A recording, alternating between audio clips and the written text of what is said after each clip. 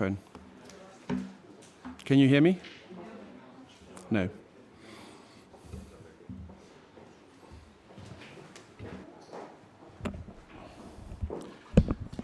Try again. Good morning. So welcome to this event, which is jointly hosted by the Elcano Royal Institute and the Korea Foundation. And as you know, we are going to spend the morning talking about NATO and European Republic of Korea Global Cooperation on Security. And before I start, I would like to thank Mario Esteban, our senior analyst at Elcano, and Ugo Armanini for the very hard work that they've put into this event. I also want to thank our speakers, many of whom have come from afar. Thank you very much for making the effort and finding the time to be with us this morning. As I was walking towards this venue, which by the way is one of our preferred venues in Madrid, it has a certain flair, I was reminded of the Korean War Veterans Memorial in the National Mall in Washington, D.C., which I visit whenever I'm in the States.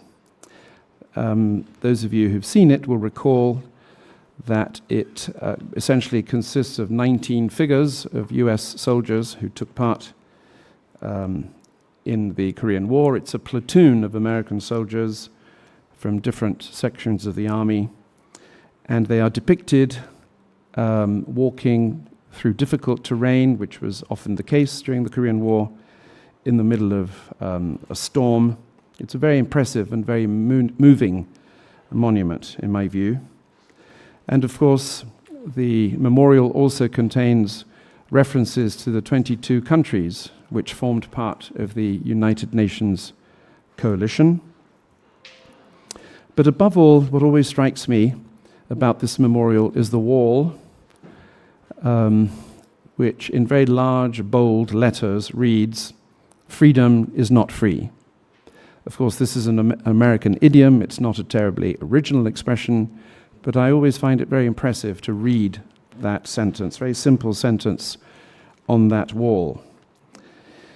And I mention this because in the current climate, there is, I think, a very clear and very direct connection between that legend, that motto, "Freedom is not free," and the situation that we are going through in Europe as a result of the totally unwarranted, unjustified, and illegal Russian attack on Ukraine.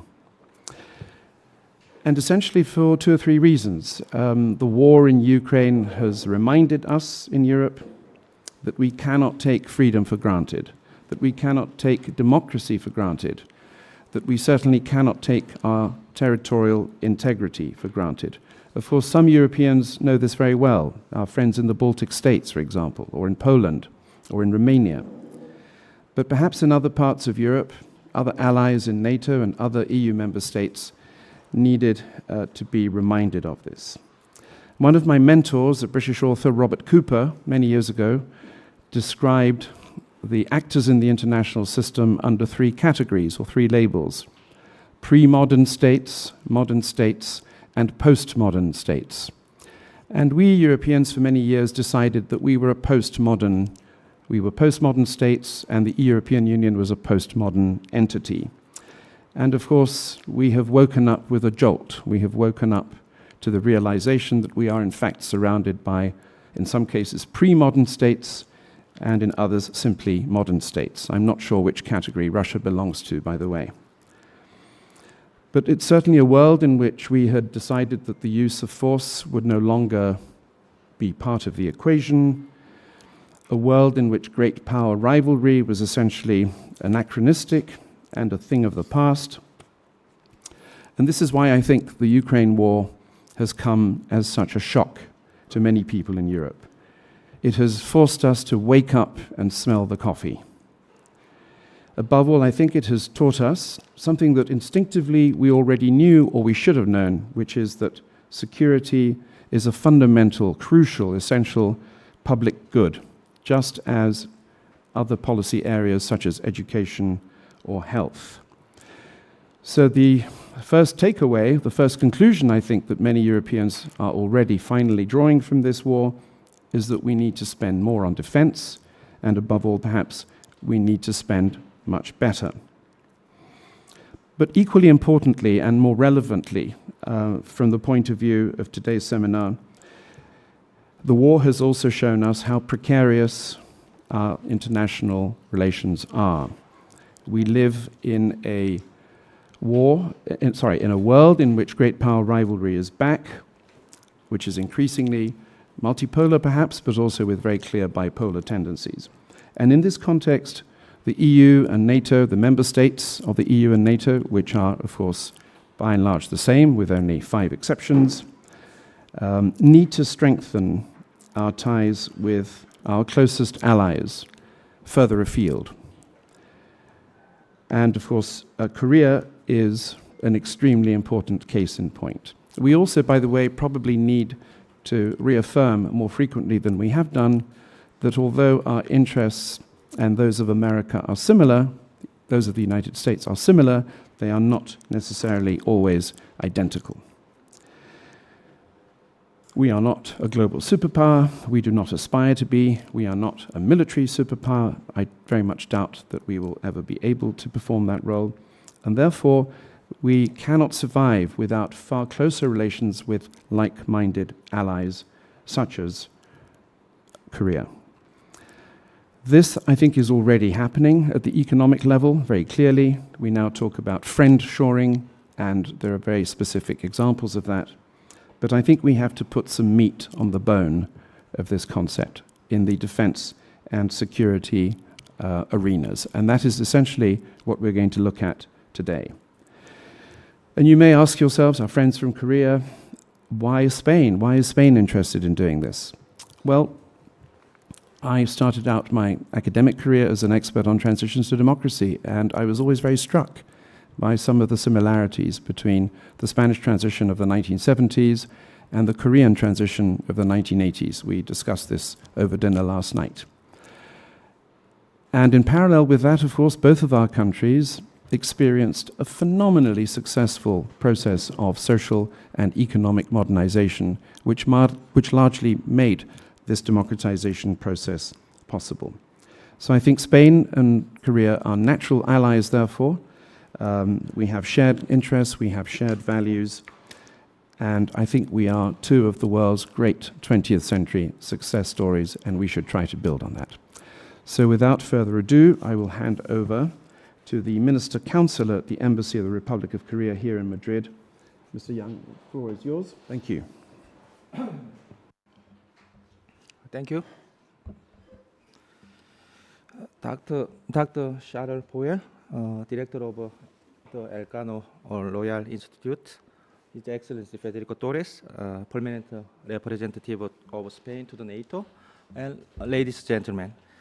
It is my pleasure to attend this seminar to discuss the issue of security cooperation between Korea and NATO, which is particularly relevant with the NATO Summit in Vilnius just 2 weeks away. In this light, I would like to thank the Elcano Royal Institute for arranging this significant event in Madrid. I would also like to welcome those experts who traveled from other parts of the world, including Korean panelists under the auspice of Korea Foundation program. I'm confident that their view will contribute a meaningful insight to today's topic.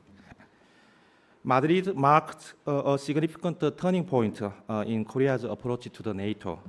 The last NATO summit held at the IFEMA in Madrid a year ago brought together all 4 leaders of Korea, Japan, Australia, and New Zealand. These 4 countries have actually been working with NATO as its global partners since 2006, but last year's summit provided a substantial platform for the 4 countries as a group of AP4. President Yoon Suk-yeol, less than 2 months after his taking office, came to Madrid It's his first overseas visit as a president. In addition to attending summit meeting, he held bilateral meetings with the leaders of various NATO members and partners. The NATO summit served as an important opportunity to present our foreign policy direction in early days of the new government. Korea aims to make it a global pivotal state, promoting freedom, peace, and prosperity, and democratic values based on cooperation with like-minded partners. And in line with it, Korea presented its own Indo-Pacific strategy in December last year. Korea fully supports a rule-based international order to realize freedom, peace, and prosperity. In the face of a complex and multi-layered security crisis, we hope to strengthen cooperation with NATO and its members, who share fundamental values. Last year, the Korean government officially established the permanent mission to the NATO as a gesture to strengthen a permanent consultation channel. The cooperation between Korea and NATO is nothing new. In 2010, Korea began to work with NATO in Afghanistan. There, Korea established a provincial reconstruction team while contributing $500 million to NATO-led Afghan National Army Trust Fund. The current Ukraine crisis in Europe just reconfirms to us that global security is even more intertwined and indivisible. Korea has already provided $100 million in humanitarian aid to Ukraine and is considering additional support of $130 million. There is a great potential to expand the scope of cooperation between Korea and NATO in various fields in the future. Korea and NATO are currently preparing to upgrade our cooperation scheme from the current IPCP, Individual Partnership Cooperation Program, to ITTP, Individually Tailored Partnership Program. We are also working together to respond to emerging threats from science, technology, and climate change, and to promote public diplomacy as well as women, peace, and security agenda. Last year, Korea was the first Asian country to join the NATO Cyber Defense Center of Excellence, and Korea's defense industry became a major asset of some NATO members for their defense and deterrence strategy.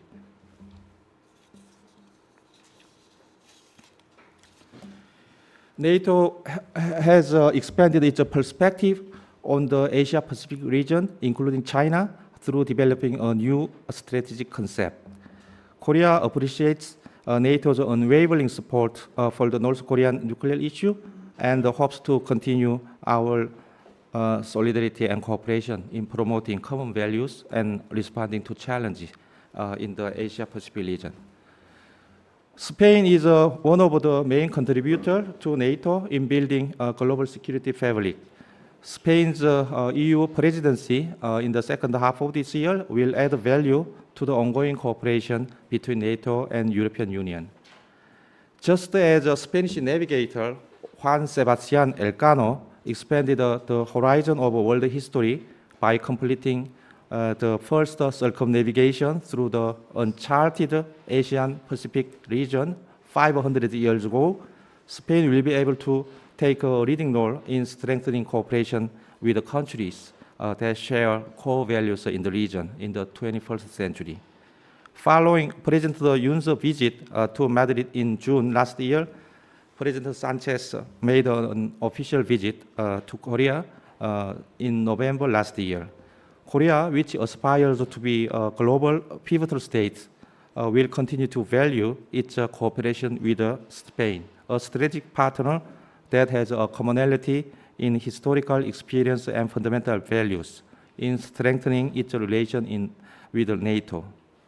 To this end, I think it's necessary to continue exchange of opinions and establish a network between experts from both regions. I have no doubt that today's seminar will be a venue for substantial discussion on enhancing Korea-NATO relations. I hope these events will continue to be held in the future and lead to a useful framework for discussing and exploring middle and long-term cooperation. Thank you.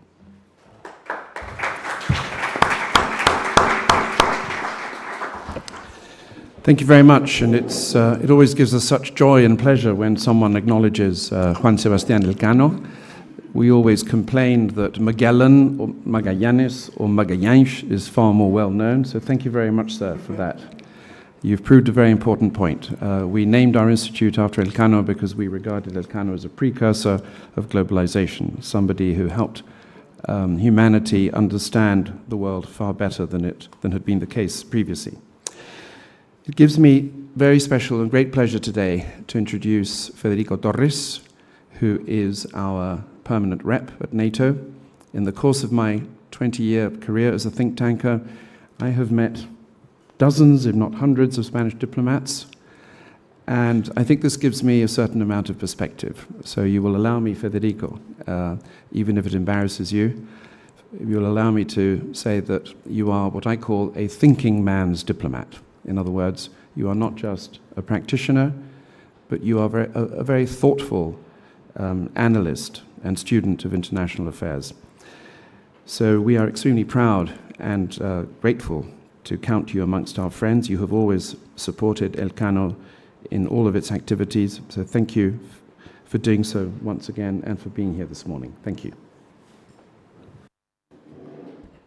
Thank you, Charles, for your kind words, and many thanks to Minister Zhang as representative of the Korean Embassy in Madrid. It is a real pleasure to be here this morning with all of you, ladies and gentlemen, and I have many friends among the audience. I hope I will not disappoint you because I'm living too close to the bone, to the field, and it gives me. It is difficult sometimes for me in the last few months to as Charles mentioned, to dedicate some time to assessment and to strategy, to foresight.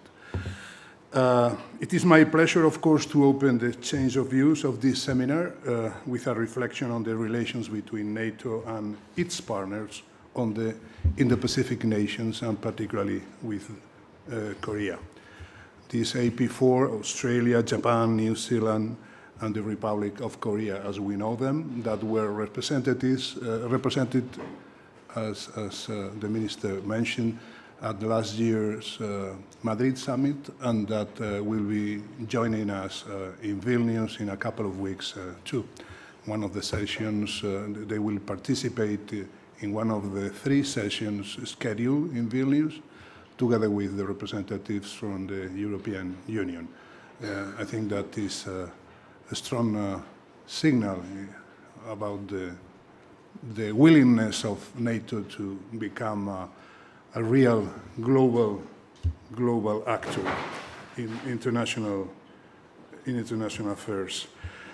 After some general remarks on the broad global framework, I will refer to the evolution that these relations have experienced in recent years and how they are materializing into specific areas of cooperation. Being something relatively new, it is important to follow the development of this partnership cooperation, since it is a sign of the times we are living in which regional and global security challenges are becoming more interconnected than ever. And let me start by an obvious assertion, which is that NATO is an alliance, of course, of Europe and North America. It is an Euro-Atlantic alliance as defined by the Washington Treaty, whose 75th anniversary we will commemorate in April next year. This idea has nevertheless ever precluded or prevented the alliance from developing strong relations with its partners, as the ones within the Mediterranean dialogue and the ones belonging to the or involved in the Istanbul Cooperation Initiative clearly demonstrate. On one case, in the first case, we are talking of countries going from Mauritania to Jordan, including Morocco, Algeria, Tunis, Egypt, and Israel, together with Jordan and Mauritania. And in the second case, the Istanbul Cooperation Initiative, it involves Kuwait, Bahrain, Qatar, and the Emirates. The reasoning behind that is that it is not possible to think on our collective defense without taking into account the global security and stability context. This is especially relevant nowadays in a moment in which our strategic environment has become more unpredictable and unstable, with an increasing strategic competition, with our security challenges becoming more global and complex, and therefore more difficult to understand, and when international norms and commitments are being questioned. Together with this strategic outlook, we should not obviate some triggers that have also inevitably had an influence in the development of the relations between NATO and its partners in the Pacific. The first one was the COVID crisis, which harshly exposed the vulnerabilities of our supply chains, among other things. The second has been the exponential increase of challenges coming from non-traditional domains, such as space or cyber. New and emerging areas, such as emerging disruptive technologies, cyber, hybrid, climate change, or space, are global by nature and difficult to encapsulate in a specific geographical region. Global challenges require, of course, global solutions. And the third one was, as Charles mentioned, Russia's invasion of Ukraine. Probably one of the most, if not the most serious attacks to international order in recent decades, and with implications worldwide, including, of course, in the Indo-Pacific regional dynamics. Let me, in this respect, highlight the clear and strong stance of NATO partners in the Indo-Pacific against the blatant violation by Russia of essential rules of the international order, such as the respect for sovereignty and territorial integrity. The contribution of the Indo-Pacific partners of the alliance in supporting the rules-based international order has become essential. As a result of all that, it is only natural that NATO's relations with its Asia-Pacific partners, with whom we share values, principles, and interests too, have grown in intensity and depth during recent years. In this respect, NATO 2030 reflection process in 2021 and the Madrid Summit in 2022 were two essential milestones in this process. Through NATO 2030, the alliance conveyed its willingness to increase political dialogue and practical cooperation with those partners, and the Madrid Summit was a powerful expression of that wish. The head of state and government of Australia, Japan, New Zealand, and the Republic of Korea attended for the first time a NATO summit in Madrid, and the strategic concept sent, we like to call it the Madrid strategic concept, of course, and this document sent a clear message of the importance the alliance attaches to the Indo-Pacific region, and I quote, that developments in that region can directly affect Euro-Atlantic security. It is worth mentioning that in parallel to NATO's adaptation of its strategic thinking through NATO 2030 agenda and the strategic concept, the Indo-Pacific partners also developed their own relevant strategic tools. Let me highlight as an example Australia's Defence Strategic Review or Japan's and Republic of Korea's new national security strategies and their respective strategic analysis assessments of the security in the Indo-Pacific. All these initiatives contribute to better align our situational awareness of the security challenges in the Euro-Atlantic, Asia-Pacific, and Indian Ocean regions and their interlinkages. Bearing in mind the need to translate this strategic rapprochement into concrete initiatives, NATO, together with its partners in the Indo-Pacific, has channeled this cooperation through two main work strands.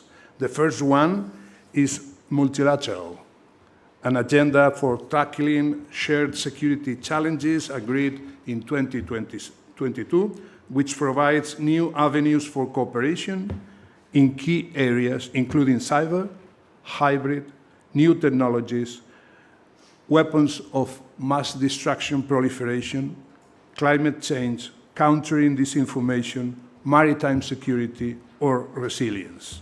The second is a bilateral one through the progressive development of individual partnership programs, as the one mentioned by Minister Zhang, tailored to each partner that takes into account their own specificities, requirements, and goals in their approach to security and defense. I will not enter into details of the benefit of every area for cooperation. Let me just underline, as an example, the potential for cooperation in maritime security and freedom of navigation. As stated in the strategic concept, this is key to our peace and prosperity, and therefore it is important that NATO and its partners in the Indo-Pacific enhance their situational awareness on maritime security and seek opportunities for practical cooperation with a focus on the Euro-Atlantic area. The same goes for cyber, an area in which it is important to work together to promote a free, open, peaceful, and secure cyberspace that contributes to a strengthened rules-based international order. Closely related to that, there is a potential for cooperation in countering global disinformation activities that risk questioning the rules-based international order and target allies and their partners. Climate change is a defining challenge of our time as well, and a threat multiplier with serious security implications. Alliances cooperation with Australia, Japan, New Zealand, and the Republic of Korea can improve our understanding of this challenge and help us to develop mitigation and adaptation measures for our armed forces.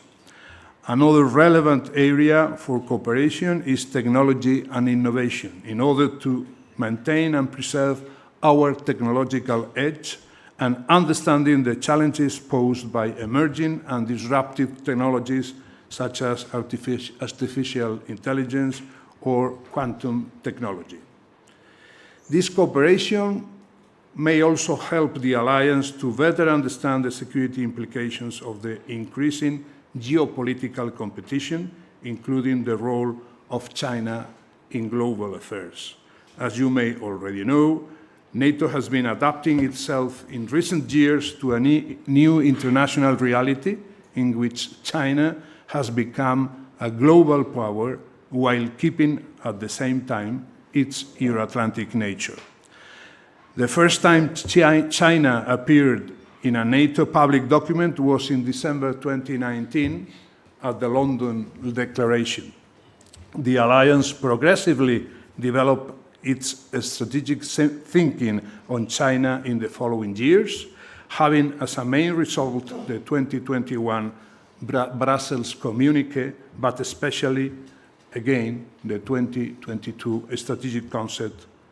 It is in this last document, the second one in terms of relevance after the Washington Treaty, that NATO defined China as a strategic challenge while remaining open to constructive engagement with a view to safeguarding the alliance's security interests. Before concluding, let me stress that cooperative security is, as you know, a NATO core task, together with collective defense and prevention and crisis management, which requires a strengthened relationship with those who share our values enshrined in the United Nations Charter and the North Atlantic Treaty, and contributes positively to global security and stability. In this context, NATO's agenda for a reinforced cooperation with its partners in the Indo-Pacific has an added value by itself. It is an agenda aimed at strengthening dialogue and practical cooperation to address common security challenges based on our shared values, principles, and interests. As it happened in Madrid, the Vilnius Summit will provide a strong political signal in that respect. Thank you for your attention.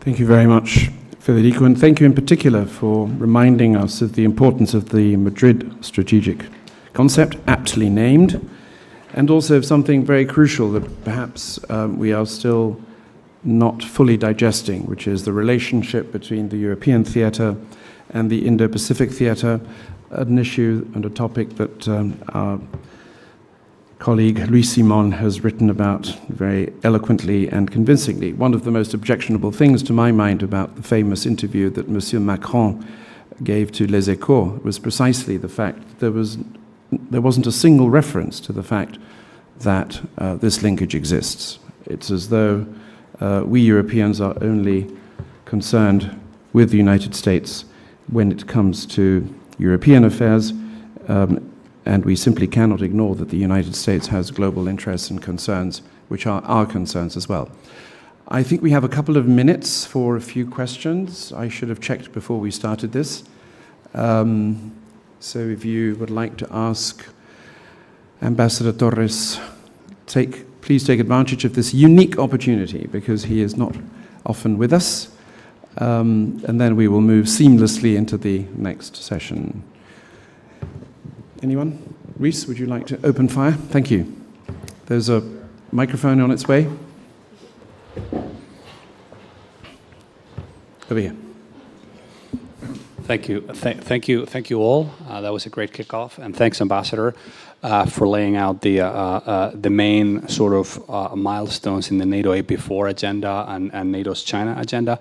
I was wondering to what extent you can tell us about what you expect in terms of concrete deliverables as we are moving towards the summit in Vilnius in 3 weeks, specifically for NATO's AP4 agenda, before the individual partnerships.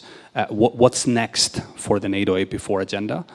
And what do you expect to come out of Vilnius concretely, to the extent that you can talk about it in the middle of a negotiation, but also NATO's China agenda? And to what extent, because somehow these two narratives and these two issues are proceeding in parallel without quite directly relating to each other, when we know that they are in fact in many ways related. So I was wondering if you could touch on that as well. Thank you. Would anyone else like to jump in? Okay, if not, then Federico, the floor is yours. Thank you. Thank you, and thank you, Luis, for the question. As you mentioned, well, at this particular moment, of course, we are focused on the negotiations of the documents which will be approved by the heads of state and government in a couple of weeks. There will be time for talking about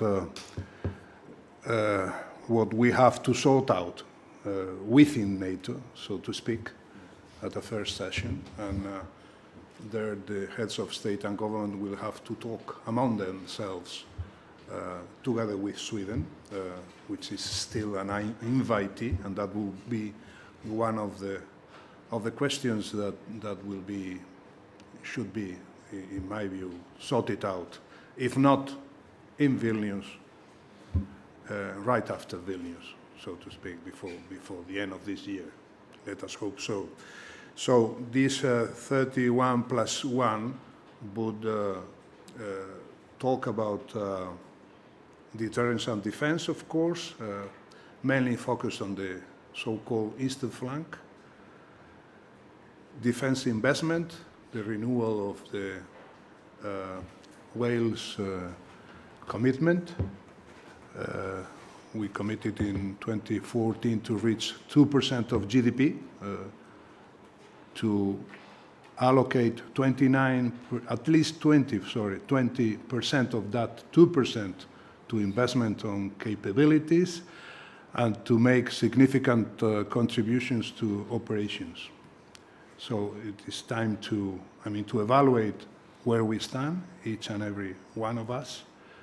Spain is in its way to reach 2% by the end of this decade, in 2029, but above all, Spain has reached 29% of investment of that percentage we are allocating, which is now around 1.36% of GDP, to capabilities. And then, last but not least, Spain is contributing significantly to operations, to NATO operations, mainly in the eastern flank, in Estonia, Latvia, and Turkey, but also, for instance, in Iraq, where we have the responsibility of the command of the NATO mission in Iraq. And this is, in a sense, connected to something that I think we will have to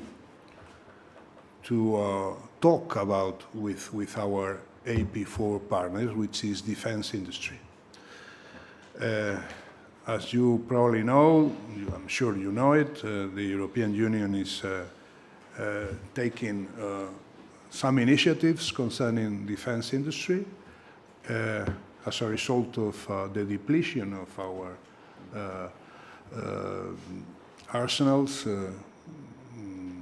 due to the significant support in terms of lethal defense material to Ukraine. And so we have to replenish those arsenals and, on the other hand, contribute to our own defense needs. And I think that is an important work strand for our cooperation with the AP4.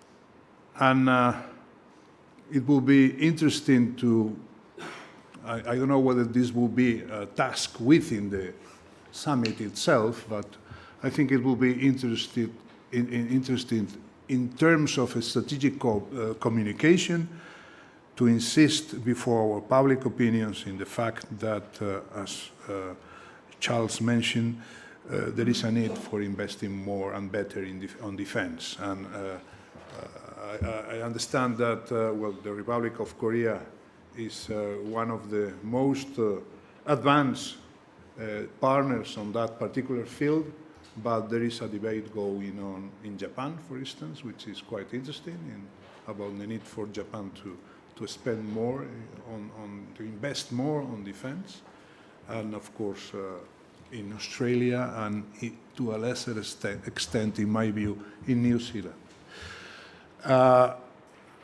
I was saying that that field, which is a field I didn't mention in my presentation, is an important one, because we have to be careful in explaining to our public opinions what we want to do with taxpayers' money, of course. And I think the smart approach to it would be to emphasize the impact the defense industry has on employment, for instance, and of course on technological transformation. And whether we like it or not, security and defense affairs came back to the core of our political debates, not only because what I have mentioned about technological transformation or impact on employment, but because we all prefer to be protected from, that our personal data are protected, that we don't suffer as a result of electoral manipulations or fake news. So I would say that at the session that it is scheduled for the second day of the summit, which will involve both representatives from the AP4 and representatives from the European Union, namely the President of the Commission and the President of the European Council. We will be talking of cooperation in between Europe and the Indo-Pacific partners, between NATO and the Indo-Pacific partners, but we will be talking as well about defense investment, development of the industrial baseline on defense, about the Ukraine, of course. And as Spaniards, we will, of course, welcome to talk about the South, the southern neighborhood, because there is a room for cooperation involving our AP4 partners in Africa, in Latin America, and elsewhere. I would say that, in a nutshell, that would be more or less what we expect from the session with our AP4 partners and the European Union. Excellent, Ambassador. Thank you very much. We won't keep you any further since the future of the alliance is in your hands. And we are now going to move seamlessly to the next panel, and I will call on Luis Simon and the other speakers to join us here at the table. Thank you very much.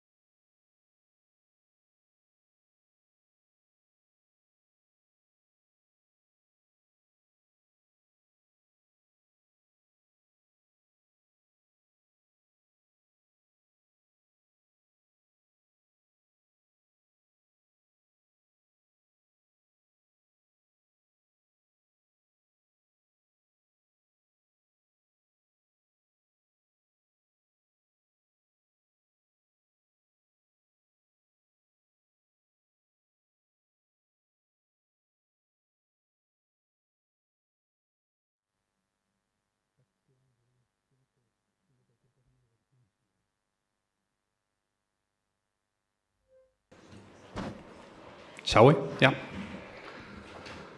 All right. Good morning, everyone. I'm Luis Simon. I'm a senior analyst with Elcano. I'm also running our Brussels office. Great to have you here with us today after such a wonderful kickoff. We're excited to now move on to the first panel, in which we're going to talk about the evolving relationship between NATO and the so-called AP4, or Asia-Pacific 4, namely the ROK, Japan, Australia, and New Zealand, as you know. Last year in Madrid, and our ambassador already touched on that, AP4 leaders joined for the first time a NATO summit, and they are set to join again in Vilnius, as Federico was saying, next month. And that reflects indeed that the NATO AP4 agenda keeps growing. Even though all this discussion that we've seen in the media about the opening of a NATO office in Tokyo, or rather not, may also show the limits to AP4 cooperation, and I'm sure we'll touch on that as well. So I think when addressing this topic of NATO AP4 cooperation, we should probably distinguish between Europe's contribution to security in the Asia-Pacific or Indo-Pacific and what NATO itself can do as an institution, because these are related but different topics, right?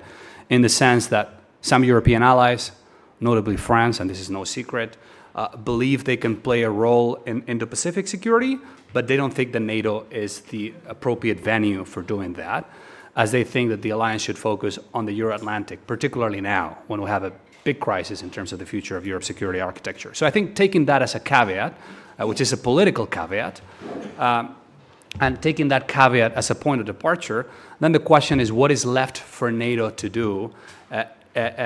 What is left for NATO's Asia-Pacific or Indo-Pacific agenda? Or for that matter, for NATO's China agenda? And I think the typical response that we get today to that question still is that we can engage with global cooperation with AP4 countries without having it necessarily be geographically or geostrategically bounded. So we have, on the one hand, NATO's increasing recognition that the Indo-Pacific is a big deal and that China's strategic rise is a big deal. And on the other hand, this constant political reminder that neither China nor the Indo-Pacific are of primary or direct concern for the alliance. And that means that NATO AP4 cooperation is typically framed by and large in generic or transnational terms and focuses on things like countering proliferation, global challenges, cyber, and other emerging security challenges. And that raises the question about what is the scope for NATO AP4 cooperation going forward. I think this sort of transnational or global focus has partly to do with the legacy reflex and the fact that the foundations for NATO's cooperation with its and dialogue with its so-called global partners were set in an Afghanistan context when the emphasis was more on transnational challenges like terrorism. But today, the environment is very different, and the ambassador already touched on this, and the fact that the main referent for NATO is strategic competition, and also for most AP4 countries, by the way. And our main concern, both NATO and AP4, even if different regions and in relation to different countries, is how to strengthen deterrence and how to generate the forces, operational concepts, capabilities, and technologies required for deterrence. So I think the key question here then would be, how do we reconcile the need to rebalance the NATO AP4 conversation by putting strategic competition up front with the political caveat of not engaging NATO directly in the Indo-Pacific? And I think we still haven't quite figured out a way to answer that question. But hopefully to help us navigate that question and other questions related to NATO AP4, we've got a great lineup here today. So I've got to my immediate right Colonel Ángel Gómez de Ágreda, who's Spain's defense attaché for Tokyo and Seoul concurrently, so a wonderful job, two of my favorite cities, by the way. And he also has a long-standing career behind him at the MOD, including as an analyst on strategic affairs. To my immediate left, I've got Hideshi Tokuchi, who is the president of the Research Institute for Peace and Security, RIPS, in Tokyo. And before that, he was Japan's first Vice Minister of Defense for International Affairs. And he's also had a long-standing career at the MOD in Tokyo. We've known each other for a long time, by the way. It's great to have you here in Madrid, Vice Minister.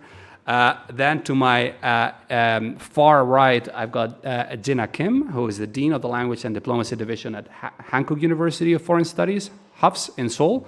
And prior to that, she was chief of the North Korean Military Division at KAIDA, the Korean Institute for Defense Analysis, a think tank linked to the MOD, and has written numerous books on North Korea, the Korean Peninsula, and security in Northeast Asia. Great to see you again, by the way. And last but not least, we've got Oskar Pietrowicz, who's a senior analyst for Asia, all things Asia-Pacific at PISM, the Polish Institute for International Affairs, Poland's leading think tank. And Oskar is also one of Europe's top Korea and Northeast Asian security experts, so great to have you here with us, Oskar. So I've asked each speaker to keep their initial remarks to about 7 to 9 minutes so that we can have some time for questions.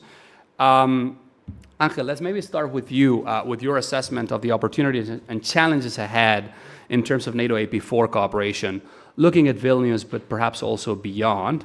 And if you have time, it'd be great if you could also touch on Spain's relations with Korea and Japan, which is directly related to your file.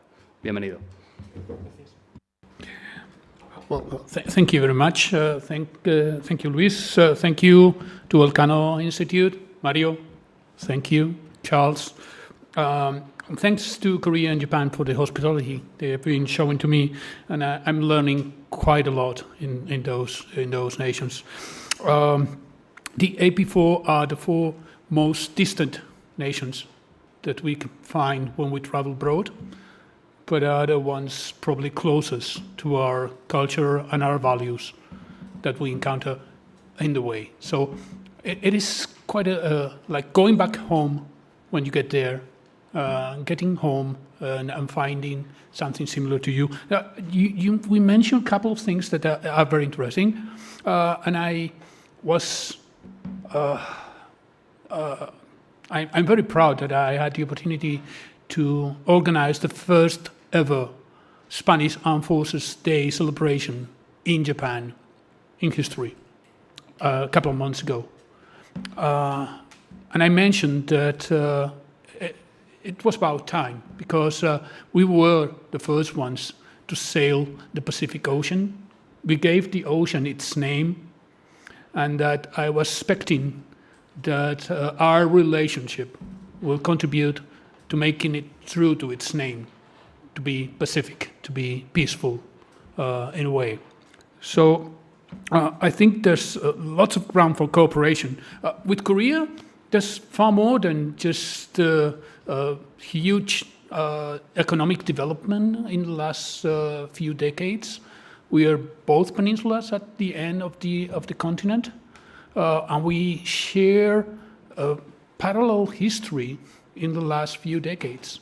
We went from civil war to dictatorship to a democracy and to that economic development, basically with a few years of difference among us. Although Korea did much better in the economic side and right now becoming that pivot state that they want to be. But of course, if they want to become a pivot state, they will need to engage. And I think that Europe is still absolutely relevant in that matter.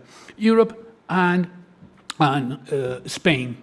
Spain, basically because we share that commonality of being at the very end of our wall and sharing borders with the outside world, with the rest of the world, who they don't necessarily share our values. So I think that we need both Korea, Japan, all the AP4 to get more closely related to NATO. I would try to answer your question regarding what NATO has to do with these countries. If you take the military in these, especially Korea and Japan, they're very different. Their structures are very different from ours. How come? Well, of course, there's a large presence of the US in those two nations, so that, of course, changes the command and control structures in those countries. What can we contribute to that? What can NATO contribute to Korea and Japan? Well, especially maybe doctrine and procedures. So learning to operate together. So if we have to work together in the future, we have to build two things. It is a common understanding of our assets, that is interoperability, basically, and that comes from cooperation between our industries. And then we need to build on how to use those assets in the right way. Not the right way, but in a common way, so that we get full advantage of that. We need to go beyond the North Korea. We need to go beyond the Indo-Pacific. We need to understand that this is a global partnership. And that takes me to another very important point that I wanted to make at all cost. In both Korea's and Japan free and open Indo-Pacific documents, they stress the importance of investment and presence in the global south. I think that is very relevant today. especially because we are trying to counter a global presence by other forces, by other nations, namely China, in those countries in the global south. And I think that while Korea and Japan are doing a very good job, and they're focusing especially in South Asia, and they're focusing also in South America, we could also contribute in taking the southern European flank into focus and engaging with them, having the same approach that Korea and Japan are having, so that we give more options to that 80% of the world who is not completely aligned with us. So we need to give those countries options other than going to China. And I think this is the right moment to do it. It is the right moment to engage and to create that interoperability in the industry, because if our budgets are going to increase to basically double in the next few years, in the next 4 years, I think it makes perfect sense that before investing, we think about what we want to do. We think about how we want to do it. We try to create the better investing environment. We try to get our industries to cooperate so that we can get the best product for our euros or our yens or our wons. I think there's a great complementarity between the industries, both sides. Of course, I had the opportunity to visit, for example, Korea's shipyards. If you take all the shipyards in Spain, you put them in one of the shipyards, Hyundai or Daewoo in Korea, I will give you 1 week to find the Spanish part, and you will not be able to. They are massive, huge, really impressive. But there's still value. There's still niche value in the European industry. There's still niche value in the Spanish industry. And we have some representatives here who are contributing also to enhancing the assets that that they produce. Of course, the ambassador also mentioned, and I refused to write down what I was going to say because I knew that he was going to touch on many of the points I was going to make. He also mentioned cooperation in cybersecurity, the cognitive domain, disinformation, outer space is another great area of cooperation. And we are basically in the same page in outer space, same degree of development, so it is the right moment to do it. But I think it would be a mistake to refrain from cooperating in other areas, in more tangible areas, in both land, sea, and air. Why? Because only through exercising together we will get that interoperability, and we will get to understand how we operate together. So even if they are far away, even if it is difficult, I think it is key that we train together, because you fight as you train. If you don't train together, you will not be able to fight together. I'm afraid that there's a great degree of ignorance between both sides. I find it more interest. I find there's more interest in Asia about Europe than vice versa. Our Eurocentric vision of the world is preventing us from getting to understand that we are just a tiny peninsula. I mean Europe, not Spain. Europe is a tiny peninsula in Asia, and that we need to cooperate with the other end of Asia. I believe that the evolution that is going to be taking place in the next few years, maybe months, both in NATO and in the international policy, both Korea and Japan, will inevitably take us closer together.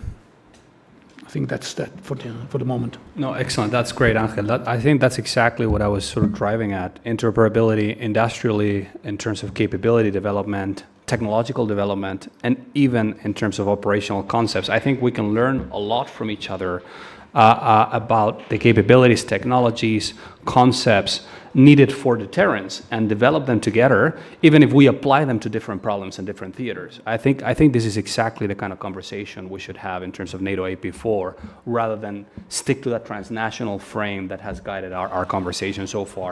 And thank you also, by the way, for reminding us about the origins of the Pacific Ocean's name.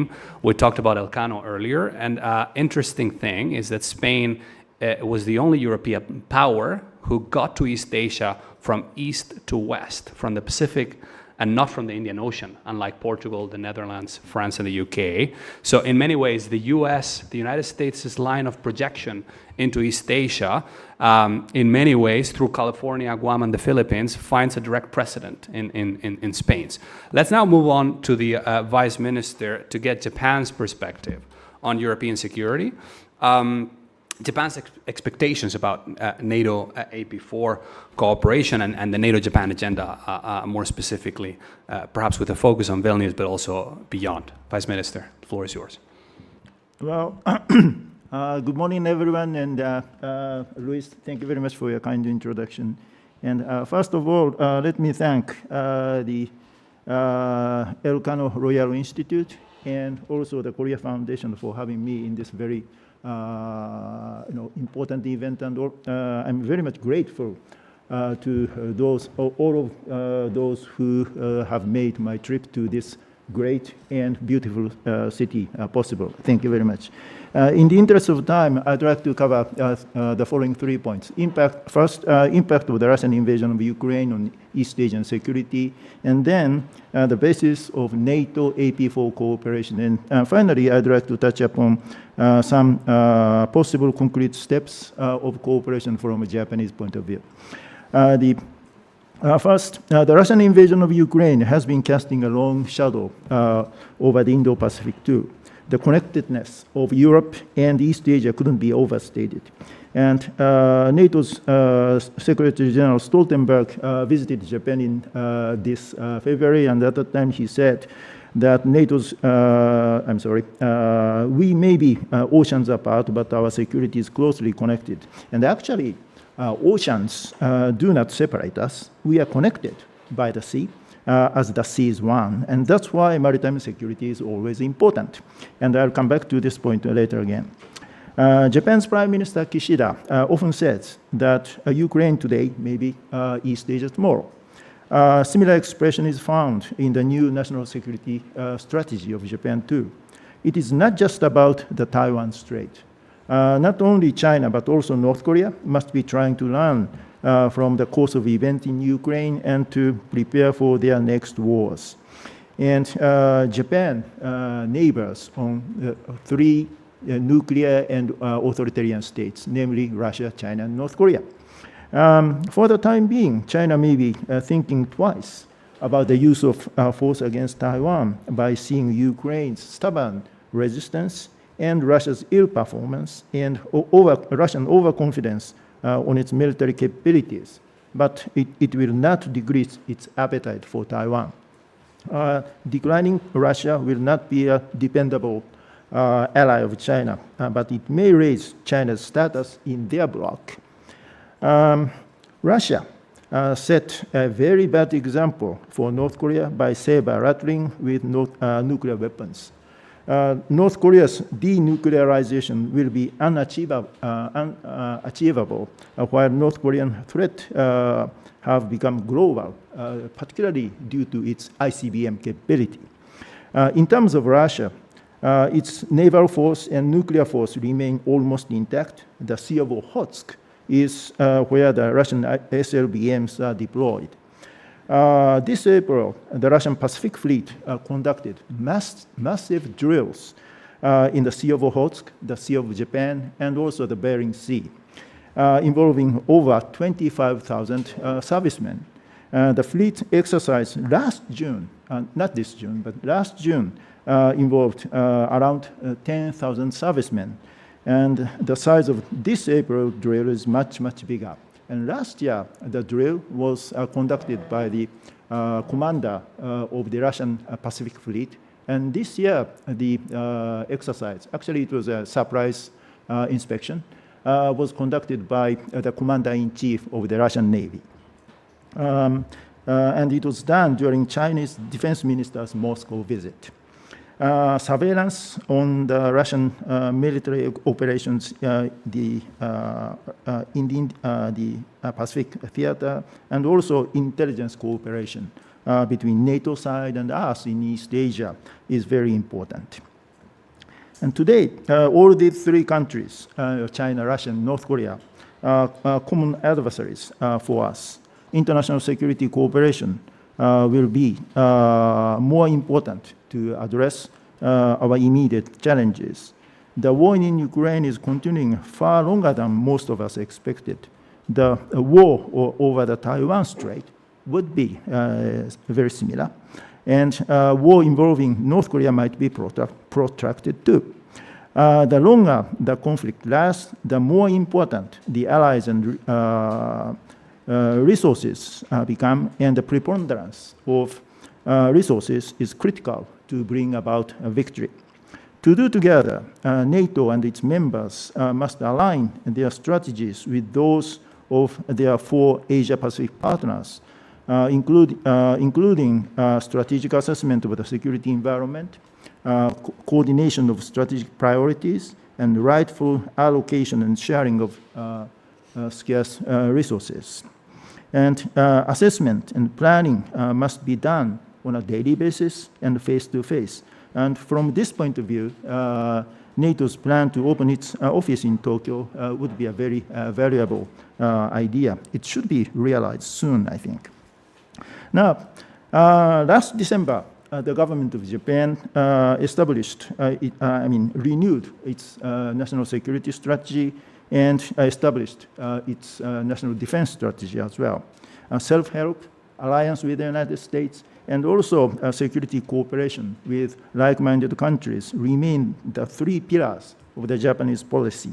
But the second pillar and third pillar, namely the alliance with the United States and also international security cooperation with like-minded countries, these 2 pillars is more blurred. The dividing line between these 2 pillars is more blurred than before.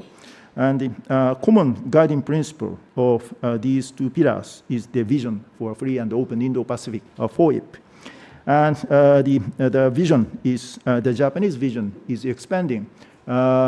This March, Prime Minister Kishida visited India, and there he made a speech in New Delhi, and that speech elaborates Japan's new plan to realize free and open Indo-Pacific with a new set of 4 basic pillars, including principles of peace and rules of prosperity. And the national defense strategy of Japan said that Japan is going to reinforce collaboration with NATO and the EU with regard to international rule-making and the involvement to the security of the Indo-Pacific region. And based on these points, I would argue the following 4 or 5 points. First of all, the basic principle of the rule of law must be upheld together in order to counter revisionist countries that denounce the value of today's international law. And second, the promotion of maritime security as a prioritized area of cooperation between NATO side and AP4s. Japan, Australia, and New Zealand, these 3 countries are all maritime nations. And in my understanding, South Korea is also enhancing its aspect of a maritime country today as a background of its Indo-Pacific strategy. And in this context, it is very important to utilize European expertise on hybrid warfare on land, namely war on little green men, and even Arctic security cooperation. These things should be promoted. And thirdly, the Arctic Ocean connects Europe and East Asian Pacific. China and India are advancing to the Arctic, and also the Arctic is becoming a new venue for great power rivalry. Peace and stability of the Indo-Pacific and the Atlantic should be considered with the Arctic in mind. And the fourth one, as already several people mentioned, cybersecurity. That's part of global commons, security of global commons. So cybersecurity cooperation, including the security of underwater cables, and disinformation countermeasures must be promoted. And finally, I would like to emphasize the importance of human security as well. When the Individual Partnership and Cooperation Program, ICPC, between Japan and NATO was revised in 2020, human security was added to priority areas for cooperation. And global agenda must not be left out in spite of great power rivalry and state-to-state war. Climate security must be considered as part of human security too.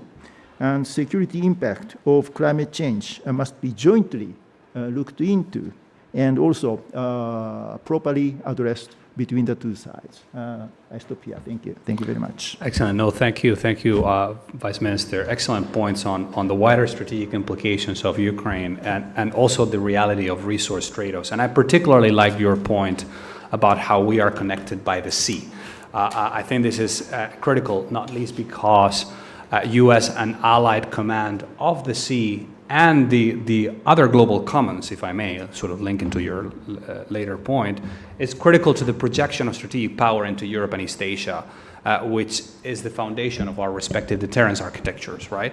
So thanks for bringing that up, because in my view, contributing to command of the sea and the global commons should be an important point in the NATO AP4 agenda, even if acknowledging, political caveats and so on. Gina, let's now move over to you. So what are Korea's expectations on Europe and on NATO's role, on NATO's Indo-Pacific agenda, rather, more specifically, and perhaps on NATO's cooperation with Korea, also more specifically? Over to you. Sure, Thank you. Thank you. I do appreciate the opportunity to interact with renowned experts and scholars. Actually, security cooperation between NATO and South Korea is not entirely a new topic, and South Korea opened a deployment mission to NATO in November last year, and this is one of few non-European countries militarily assisting Ukraine. And in February this year, we discussed a tailored partnership program, as already talked about. We discussed. And South Korea's intelligence agency was the first in Asia to be part of NATO's Cyber Defense Center. The question really is whether we will continue expanding our cooperation. And I will say yes, because of South Korea's Indo-Pacific strategy. Yes, share my slide with you. Okay. So South Korea's Indo-Pacific strategy, released in December 2022, actually helps us understand South Korea's position, especially in addressing global challenges. It implies that South Korea's position is showing more strategic clarity rather than ambiguity in response to U.S.-China competition. And it is good to see if these rhetorical shifts will translate into practical actions in the future, and whether South Korea's Indo-Pacific strategy aligns with NATO's strategic interest. So NATO regards Indo-Pacific as a strategically important region, and for South Korea, of course, Indo-Pacific represents 78% and 67% of South Korea's total exports and imports. And South Korea's top 20 trading partners are located in the Indo-Pacific, and almost 66% of South Korea's FDI is put into this region. South Korea's Indo-Pacific strategy aims at addressing issues beyond Korean Peninsula and Northeast Asia. Second, it aims at strengthening a network of partnership within and outside Indo-Pacific as well. So what South Korea emphasized in this strategy includes, first, the connectivity. The ROK-US alliance is evolving into a global alliance, as you know. Likewise, South Korea pursues cooperation not limited to traditional security issues such as denuclearization of the Korean Peninsula, obviously, but it also includes non-traditional security threats because of the growing entanglement of different issues altogether. Second, inclusiveness. South Korea is very much open to regional and global partnership. Third, South Korea hopes to lead global conversation to ensure better resilience to regional and global challenges. It increasingly attends multiple forms of dialogue with different countries, both in and outside the region, and contributes to the establishment of resilient infrastructure in Indo-Pacific region through partnership with advanced nations. Lastly, South Korea wants its partnership to be based on principles and therefore trust. The most sustainable engagements are those that are based on mutual benefits. It is clearly mentioned in this strategic document. So South Korea's Indo-Pacific strategy stresses common interest and shared value among like-minded nations, obviously. So key states indicated in this Indo-Pacific strategy are highlighted on the map, as you see on the left side. In particular, South Korea's relationship with key U.S. allies in the Pacific are also evolving, as you see on the right. South Korea is one of the group of 4 Asian Pacific countries joining lots of dialogues with the NATO, and NATO's foreign ministers meeting in April and Madrid Summit in June were attended by leaders of the 4 Asia-Pacific countries. And South Korea's Indo-Pacific strategy knows that the European countries are very, very important in our implementation of the Indo-Pacific strategy. I guess we can discuss more details in the next session with some concrete ideas. But let me just highlight some of the key agenda here, highlighting the convergence of interest between the two sides. First of all, the vision presented in both documents is quite similar. Both emphasize actually this slide shows lots of lines of efforts that South Korea is emphasizing in this strategic document. So let me talk about the vision first. The vision presented in South Korea's Indo-Pacific strategy and the vision laid out in NATO's strategic concepts seems quite similar, in my opinion. Both emphasize a global order based on international law, human rights, and freedom from coercion. And South Korea does not intend to exclude any specific country. However, when it comes to any challenge to the rule-based global order, the South Korea is increasingly vocal these days and very much critical of such behavior. And goals that we share together, I think, can provide us with the foundation of partnership in the future. Second, maritime security, obviously. In 2021, NATO members sent 21 warships to Asian waters, and they conducted joint military exercises with regional navies. When German frigate Bayern was in Busan, southern port of South Korea, I had the opportunity to tour the ship, and then we had very interesting discussions about future exchanges and cooperation, including South Korea's participation to multinational naval exercises. And finally, at the ROK-US Summit in May this year, South Korea agreed to join multiple combined exercises. And I do believe it'll enhance our interoperability and warfighting capability if we expand combined exercises together. And we have shared concerns, of course, especially when it comes to technology and in cyberspace. Technologies determine a nation's security and competitiveness for the future. That's actually highlighted in the NATO strategy concept. And South Korea is very much active in developing norms for secure cyberspace And it is carrying out lots of research in technology standards with digitally advanced nations like European countries. And South Korea is participating in cyber coalition exercises as well. Hope that this kind of interactions continue so that we can exchange ideas and learn from each other and share best practices. Well, energy security and climate change is also increasingly important issue for South Korea as well. NATO's climate change report recognizes that climate change is an overarching challenge of the time, and South Korea actually shares the view. The Indo-Pacific strategy says South Korea will create a blueprint for future cooperation in the areas of electric vehicle infrastructure, greenhouse gas emission reduction technology, and battery recycling, etc. So we have myriads of issues that we can work together. And technology cooperation can be a promising area for future interactions, in my opinion. Lastly, personally, I think extended deterrence can be potentially a very interesting agenda for future dialogue between South Korea and NATO countries.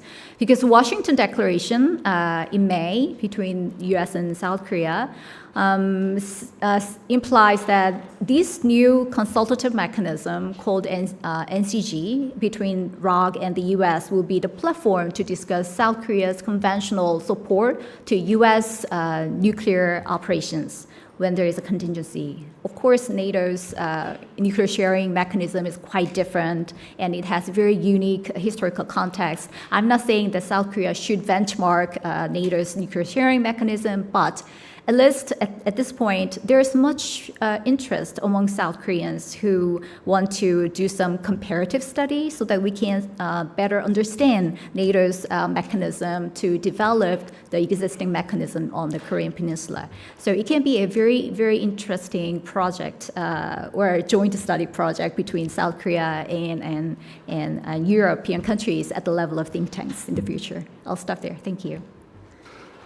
Thank you. Absolutely. And maybe we can talk about that later on. Would love to have your slides, by the way. And thanks also for bringing up the global angle.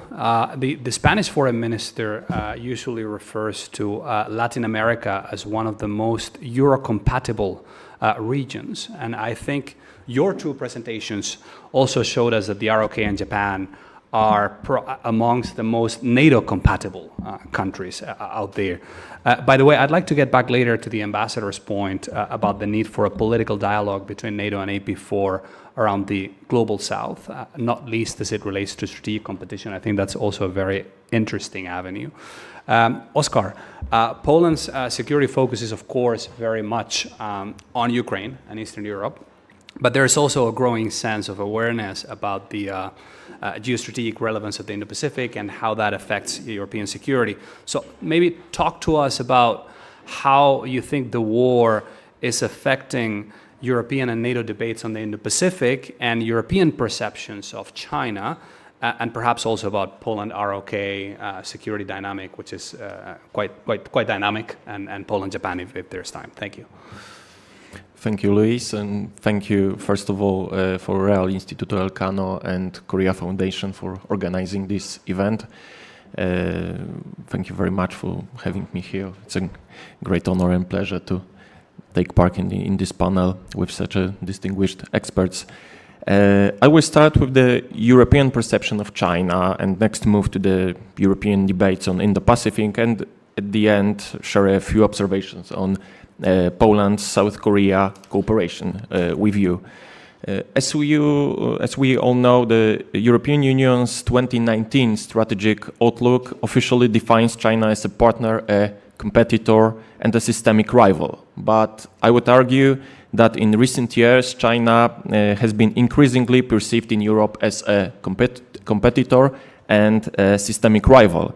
And Russia's war of aggression against Ukraine has only reinforced that trend, because no limits partnership forged by China and Russia just before the full-scale Russian invasion and unwavering sustained Chinese political and economic support of Russia has shown that Beijing is not on our side regarding the war in Ukraine. And China's failure to condemn the Russian invasion has been perceived with concern, especially in Central and Eastern Europe. Previous problems in the region's dialogue with China stemmed from economic disappointments and anxiety over China's authoritarian domestic policy direction reinforced during the pandemic. But now the difficulties touch on fundamental issues, safeguarding sovereignty and territorial integrity, which from the Europeans' point of view have become even more critical under the Russian threat. However, it does not mean that Europeans speak with one voice on China.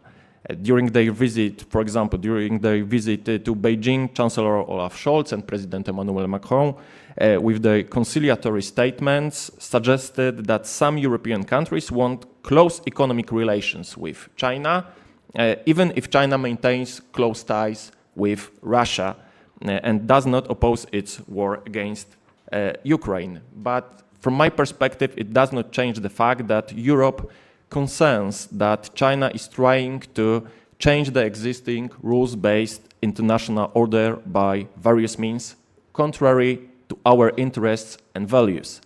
And this view was clearly expressed in President of the European Commission, Ursula von der Leyen's speech around the de-risking of Europe's relationship with China. These concerns are also reflected in NATO 2022 strategic concept and, for example, recently in Germany's national security strategy. In the previous week, Chancellor Scholz stated after the German-Chinese governmental consultations that Germany firmly rejects all unilateral attempts to change the status quo in Asia, and this applies in particular to Taiwan. It's a quote from him. Moreover, European leaders have repeatedly warned China not to send weapons to Russia for its war in Ukraine, suggesting it would be a red line beyond which the Chinese would face grave consequences. And European and NATO discussion on China is, of course, related to the debates on the Indo-Pacific. And one of the most relevant and inherent topics is the security interdependence between Europe and Indo-Pacific. And the war in Ukraine has confirmed that the US remains indispensable for European security. We are maybe not happy about this, but that's true. The US is also the pillar of the security architecture in the Pacific. In both regions, there are severe challenges and threats, not only for the US, but primarily for its allies, related mainly to the policy of Russia, China, and don't forget about North Korea. That is why the US allies in Europe and in the Pacific vie for its favor, fearing that US would involve in one region at the expense of the other. But from my perspective, a firm US response to Russia's attempt to challenge the status quo in Europe and the support of European allies sends a clear message to American allies in the Pacific. We respond to threats and we support allies. In other words, the firm US action in Europe also strengthens US credibility in the eyes of its Asian allies. And I think that supporting Ukraine to ultimately defeat Russia, I mean to drive its forces out of Ukrainian territory and make Ukraine an effective deterrent to Russia in the future, is the best way to ensure security also in the Pacific. Because getting Russia to weaken to the point where it cannot do what it did in Ukraine will mean neutralizing the threat to Europe's security. Thus, stabilizing Europe will allow the US to redirect more attention and resources in the Pacific. And by supporting Ukraine and mobilizing its allies around the world, the US also highlights to China the potential costs of attempts to change the Indo-Pacific status quo by force. Considering the growing strategic interconnectivity between Europe and in the Pacific, US allies face two essential tasks. I think. Number one, task of increasing their responsibility and contribution to their own security. It is especially the case of Europe, which needs to mobilize its political, economic, and industrial potential to take care of our own security in an increasingly competitive international environment. And task number two, given that we are all members of the US-led alliance network, US allies in Europe and Indo-Pacific should support each other in their respective regions. Because cooperation between US allies in Europe and Indo-Pacific is urgently needed to reduce over-reliance on the US and stabilize the situation in our respective regions. Fortunately, this kind of cooperation is also plausible, exemplified by Polish-South Korean security collaboration, which gained prominence after Russia's full-scale invasion of Ukraine. Polish authorities' defense cooperation with South Korea is, of course, a response to the deteriorating security and environment in Europe.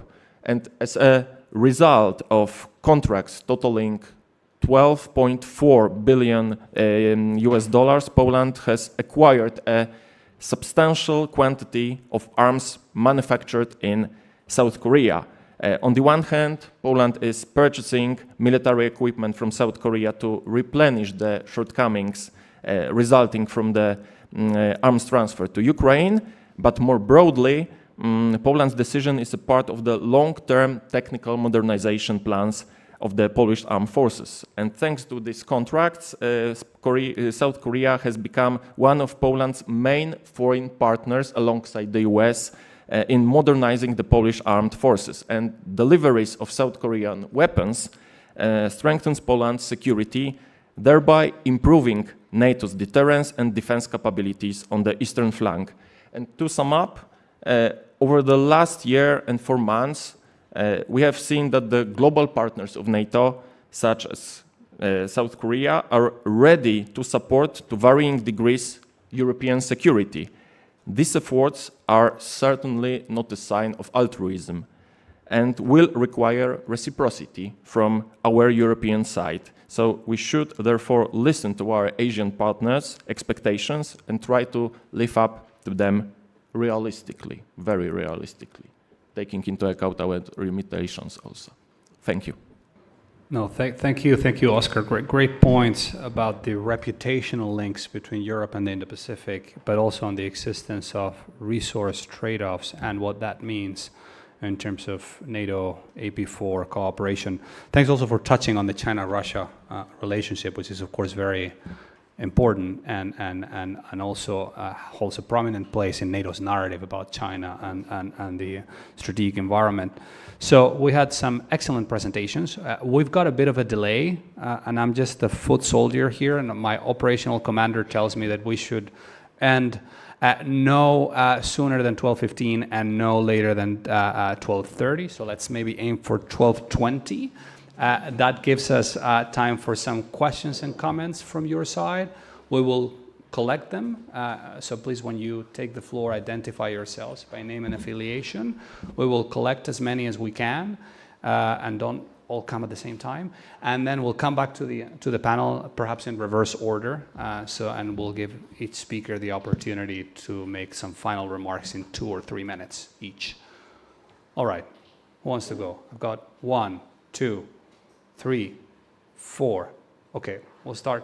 Yes, you too? Yeah? Okay, so the lady on the second row over here, please, if we can get a mic.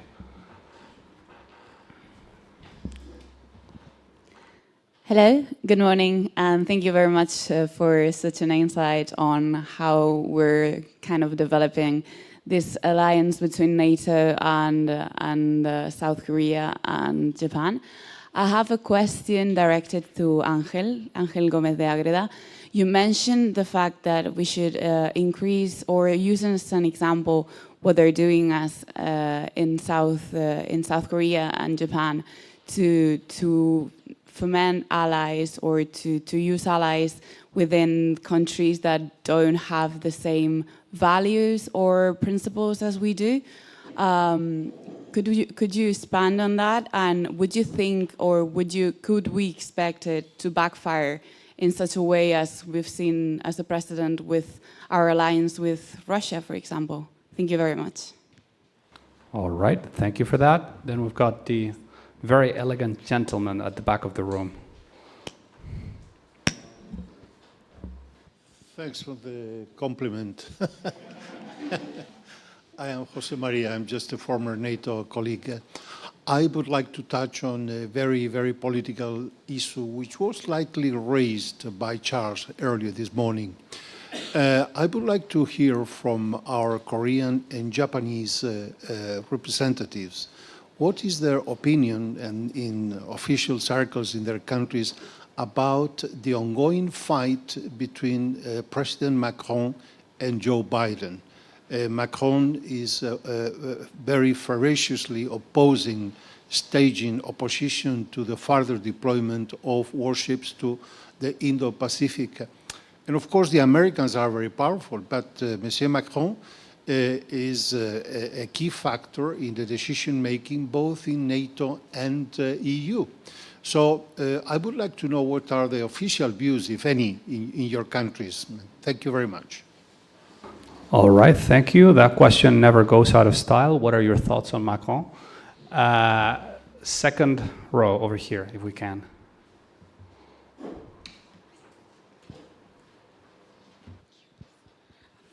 Hi, thank you. My question is basically directed towards either Ms. Gina Kim or Mr. Ángel Gómez de Ágreda, even Mr. Tokuchi. You all mentioned training and cooperation in defense matters, and while simultaneously commenting about the stable base you already share with, for example, US and the ROK. So my question is, maybe this increase in shared exercises and joint cooperation in their internal defense system might create potential differences and maybe potentially harm the differences? Do you believe that the constant exercises can affect rather than benefit the relationships between NATO and their countries, between NATO and Japan or NATO and Korea in this case? Thank you. Thank you. Excellent. Any other takers? Do you guys still want to come in? Here, first row. Yeah, thank you. I wanted to ask a question about North Korea, which is barely mentioned these days in this type of panels, and we all understand why. But can I get your thoughts on what can NATO do on North Korea? Can it play any role in cooperation with Korea, with Japan, or in it by itself? Excellent. Thanks, Mario. Well, I have a few questions. One is related with economic security, which I mean is also a very relevant part of the debate right now. Actually, also the European Union has recently published, their strategy on economic security, and economic security is also a very important part of the recently released national security strategies of South Korea and of Japan. So I would hear the thoughts of the panel, on how to move forward on economic security. Another issue is, I fully agree, with the idea that has been repeated by, I think, all the speakers, this idea that growing cooperation between Russia, China, and North Korea, has made us realize, that the two theaters are interconnected. Now, I don't think there's a debate anymore, on that. But at the same time, only Oscar mentioned over-reliance on the US, also as a factor for boosting cooperation, between, let's say, NATO, European member states, and the AP4. So I would like also to hear the thoughts, of the other members of the panel, because frankly speaking, I think that also the Trump administration, was one of the factors that, was very relevant in making, the AP4 and the European member states of NATO to realize that we need to work more together and collaborate more together. Also it was mentioned, this idea of creating NATO and AP4 dialogue on the global south, and I wonder what would be the added value of, I don't know if we could share the added value of that, comparing also, because there are other forums, fora in which this topic has been debated, for example, the G7, which is also, I don't know, I would like to hear about the angle, the particular angle that you see, that this framework could have, for putting added value on this conversation. Yeah, that's it, I think. Thank you. All right, thank you. So we're coming back to the panel. We've got questions on values, Macron, the role of exercises, North Korea, what can NATO do, economic security, mitigating dependencies on the United States. That's already a lot, unless it's critical. And the added value of a NATO AP4 dialogue on the global south. So you've got maximum 2 minutes each. So obviously do not go for answering all the questions, just some final reflections. And we're going to go, as I said, in reverse order. Oscar. Thank you. So I picked this question from Ramon. I'm quite pessimistic about the NATO capabilities to do something serious about North Korean issues, because NATO has limited political capabilities to improve the situation on the Korean Peninsula, and I think our South Korean partners are aware of our limited capabilities.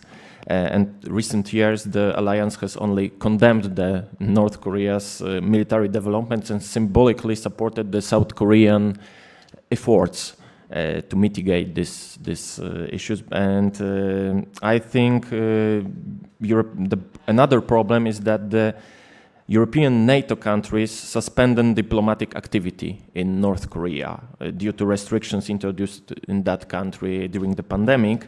And in addition, the upcoming accession to NATO of Sweden, which had been an intermediary in talks between the US and North Korea, may mean that it will no longer be perceived by the North as credible in this role. So there's very, very important issue from my perspective, but I think for the NATO and South Korea defense cooperation could be seen as a response to the rapprochement between China, Russia, and North Korea. So I see only this kind of cooperation between NATO and South Korea. So it's not only a triangle between China, Russia, North Korea. South Korea also has not only US ally, but also new defense partners from NATO countries in Europe. That's all. Thank you. Excellent, thanks. Gina. All right, in 2 minutes, okay. The tension between France and US is well known in South Korea as well, and all of a sudden we have a very interesting discussion about the two different strategy, decoupling and de-risking, and we more on de-risking strategy because South Korea's foreign policy is being a global pivotal state, which means we have to keep equidistance between China and the US. And when it comes to security issues, I believe South Korea will choose aligning with European countries and the US in value partnership because it's a security issue and it directly affects South Korea's security matters. And when it comes to NATO's role for North Korea, I think counter-proliferation is still a key issue for South Korea, and we want to strengthen PSI operations because there are lots of illegal activities in the international water between China and North Korea. We cannot deal with this issue alone, so we need many allies who can work together on this one. Thanks. Excellent. Thank you. Vice Minister. Okay. Thank you.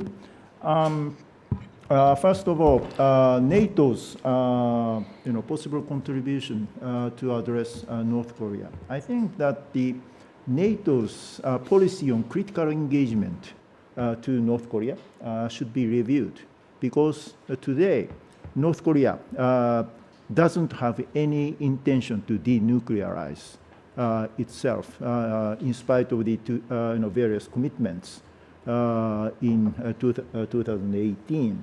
And also, China and Russia, they are against further sanctioning outside the framework of the United Nations.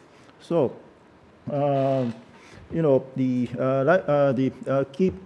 it is very more important for us to keep pressuring on North Korea together with the like-minded countries. So, from this point of view, our North Korean strategy should be reviewed and more well coordinated, I think, because the North Korea is a global threat for us. And finally, I'd like to talk a little bit about our relationship with the United States. The NATO's relationship, or NATO countries' relationship with the United States is multilateral.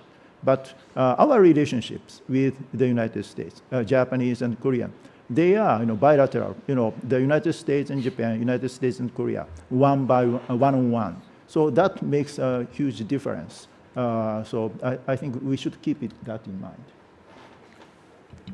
Thank you, Vice Minister. That's a good point. Although I would add that the one-on-one aspect of our relationship with the United States is also quite important, despite the multilateral framework being also important. Angel, you have the last word.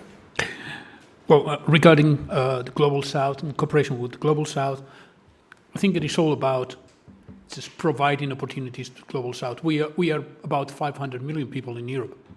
We are not that many. We need resources from outside, and we need to build partnerships with the rest of the world. So I think it is very important that we take advantage of our position, historical, moral position, our industrial position to provide opportunities for the rest of the world, and vice versa, to get some resources also from there. What is the problem? It could backfire, absolutely. In some specific cases, it could backfire. So we have to build resilience. Resilience is very important, and I think that is one of the main points of cooperation between AP4 and EU, that we are not putting all of our eggs in the same basket. We are dividing our baskets. We have or dividing our eggs between different baskets. So we have the opportunity right now to even cooperate, have our industries cooperate in engaging the Global South, in providing them with an alternative to the involvement of China or Russia in those markets. So I think it is important, and I think it also answers your questions about the added value of the cooperation in the Global South. I think that, yeah, of course, also exercise on cooperation could have negative effects. That's why the trend right now it is towards minilateralism. We are building small blocks, small groups of like-minded nations, which are trying to address a specific problem, one problem at a time. And we create different groups for different problems, so that we try to get all the synergies in those groups at the same time. Economic security, I think Japan was the first nation to address that. Then South Korea came right after that, and I think it is key. In fact, it is also part of resilience. And it has to do a lot with chains of supply, which is a big issue in these days, and it has to do a lot about the global competition among the great powers and the way it is addressed.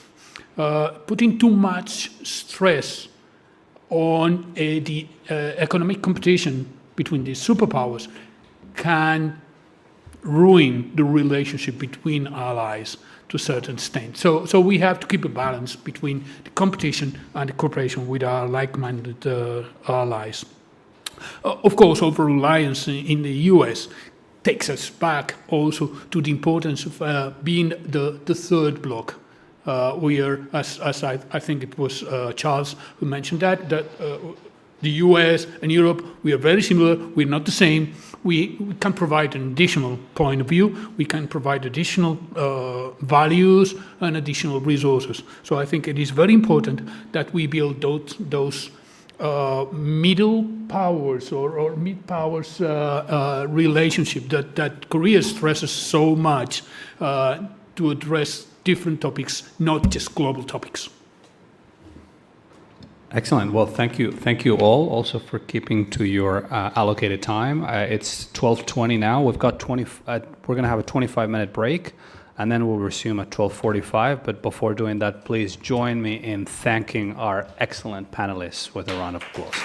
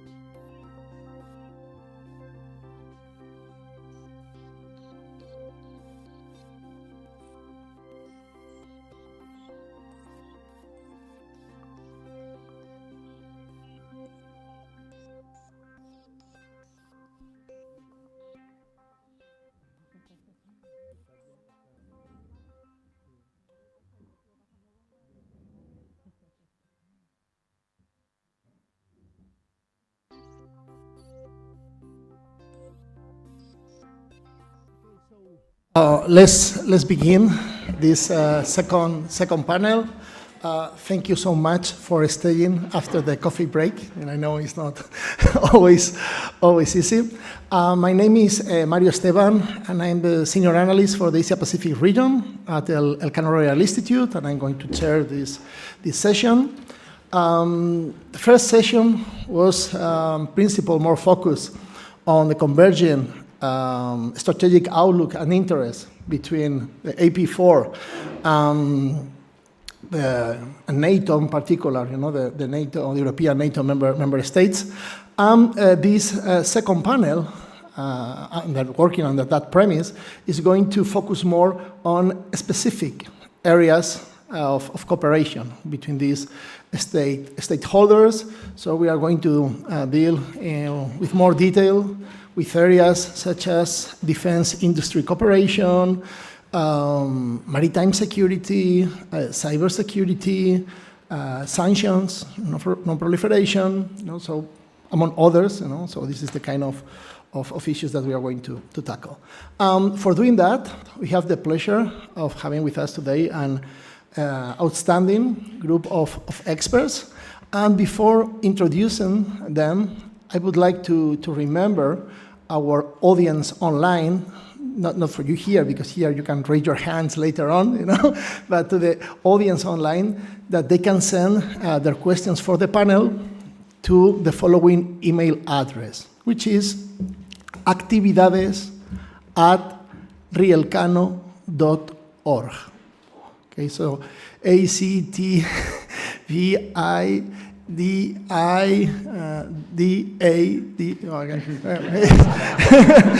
Okay, actividades@rielcano.org. Anyway, so our first speaker today here is María Ángeles Martínez.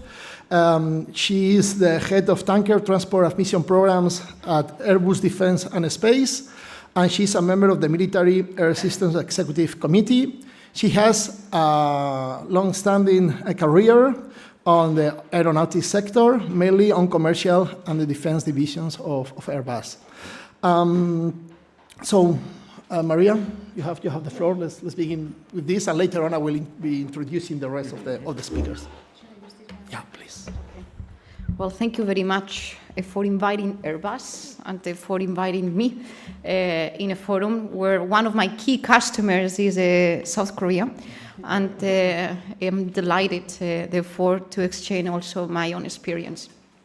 I was also delighted this morning when I listened to Federico Torres saying we need to invest more in defense in South Korea, because it touches the core of my business, and it matches very much what I am experiencing and we are living in Airbus, because we are having a clear impact in both in employment in Korea and also in technology, and I will explain why.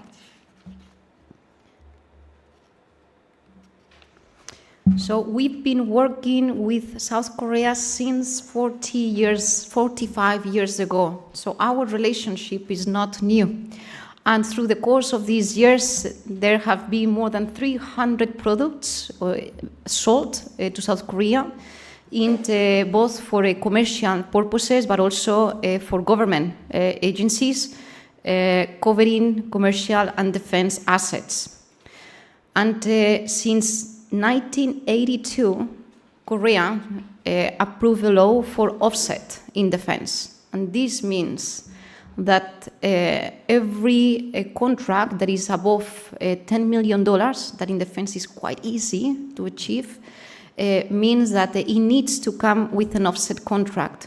And an offset obligation, it's mandatory to sign the contract, and it's a way to grow the industry, the aerospace industry. But throughout the course of all these years, we see not only South Korea knows and got skills on manufacturing parts for aerospace, but also they develop very key core technical capabilities that is making their defense knowledge and industry grow more and more.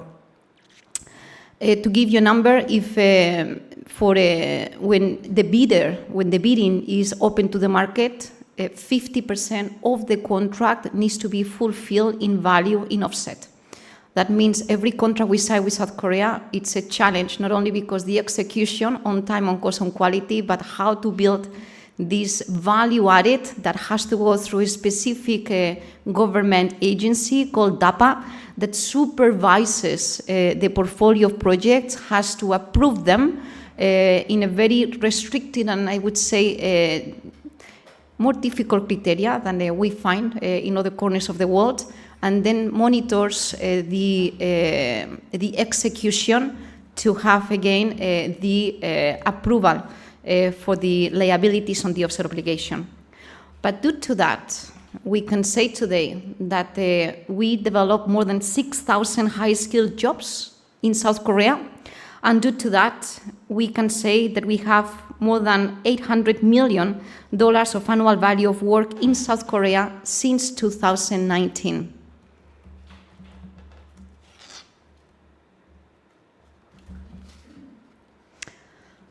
And the story started really in 1974, where we sold the first commercial aircraft called the A300. We don't sell that anymore. We don't manufacture anymore.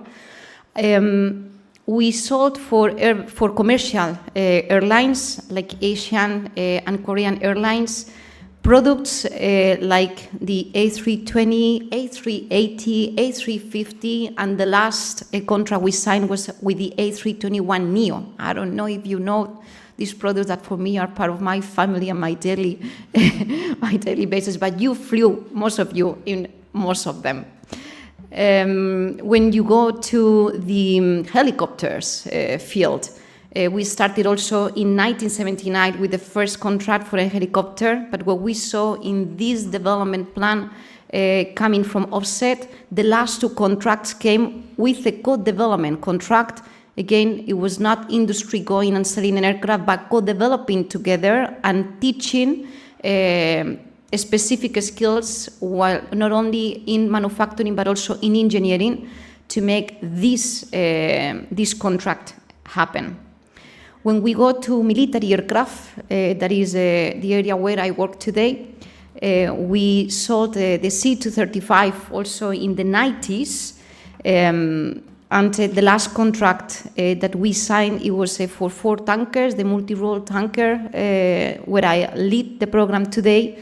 We are in conversations to continue growing this capacity in South Korea. They need that for the Asian Pacific scenario, and we are also getting a high-level request for covering maritime patrol capabilities that I think has been widely explained in the previous panel, the need, and we are trying to be a key contributor for the assets in this geopolitical situation.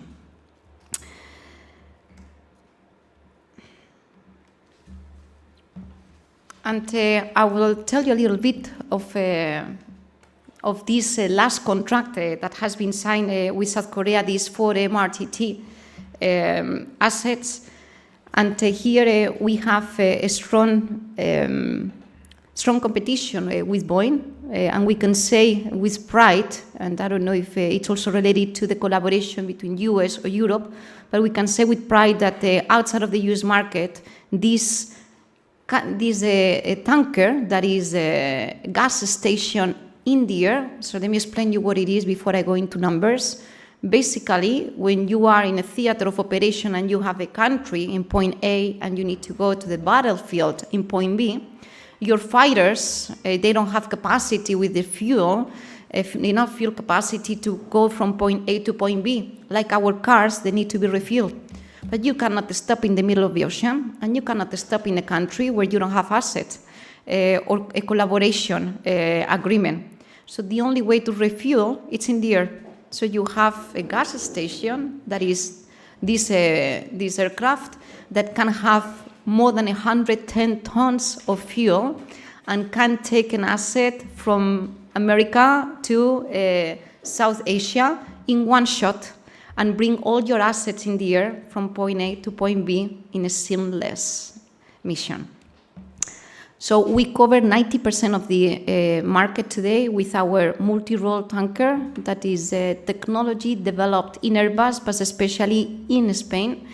It takes a commercial aircraft, the A330, and it takes a green aircraft, what we call, we buy one aircraft like the one we fly in Airbus commercial, in commercial aviation.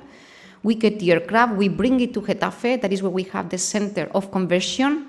We stripped out the aircraft inside, we open all the panels, and we put more than 60 kilometers of wiring, more than 90,000 rivets.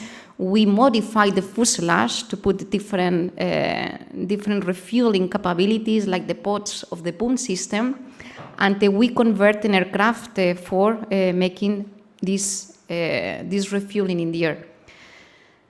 This brings this aircraft a very high operational reliability. Coming from a commercial airplane, the availability is almost all the time there, and we have more than 98% of availability that for a military aircraft is not always the case.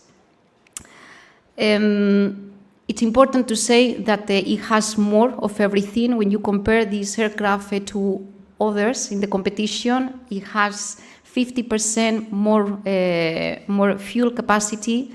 It can have a true multi-role. It can be converted to a pure passenger, bringing 300 people inside if you want, because it's a commercial aircraft that can be reversed. It has also a cargo deck versus the competition that can carry more than 40 tons of cargo means that, again, for these missions, it brings a multi-purpose aircraft. And it has 32% more range than the ones you can find in the market. So this is keeping this aircraft being the leader outside of the market in the US for the last 15 years, occupying 90% or winning 90% of the campaigns that have been open. So hopefully for the ones from South Korea, the ones to come, we can continue with this trend. It's important to say that it's an aircraft that has been proven in the battlefield since 2014, so it's certified, it's proven, it's reliable, and every customer, I have to say, that I talk to, it's delighted with the performance.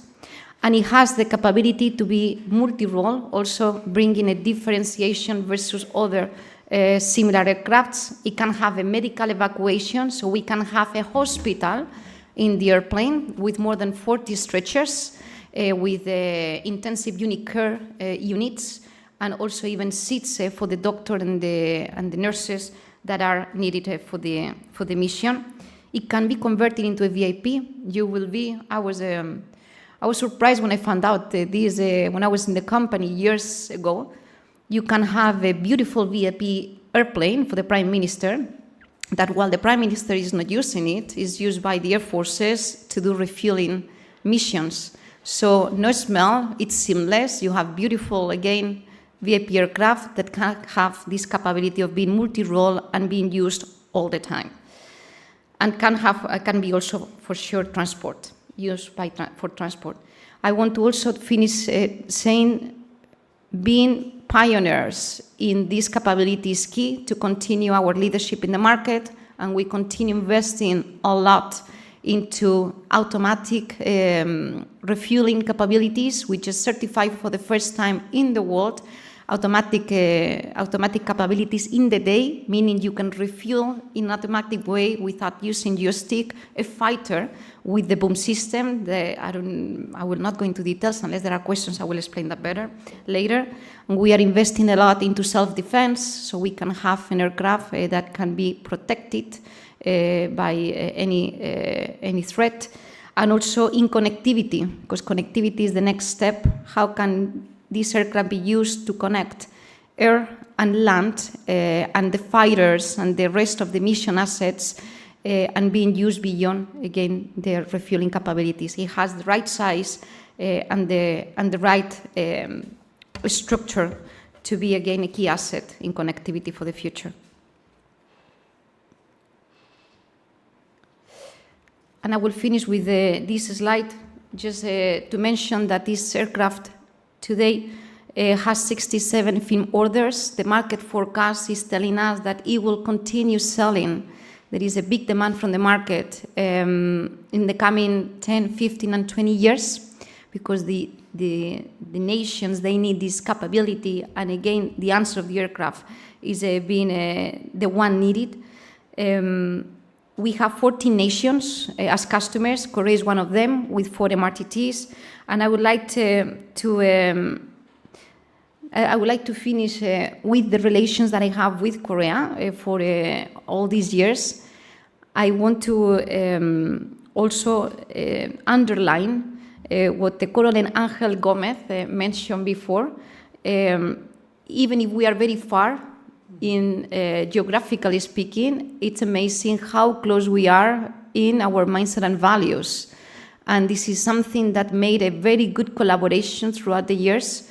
Teams work extremely well together and make us confident that we can continue grow and bring in the right solutions to South Korea for the near future. Thank you.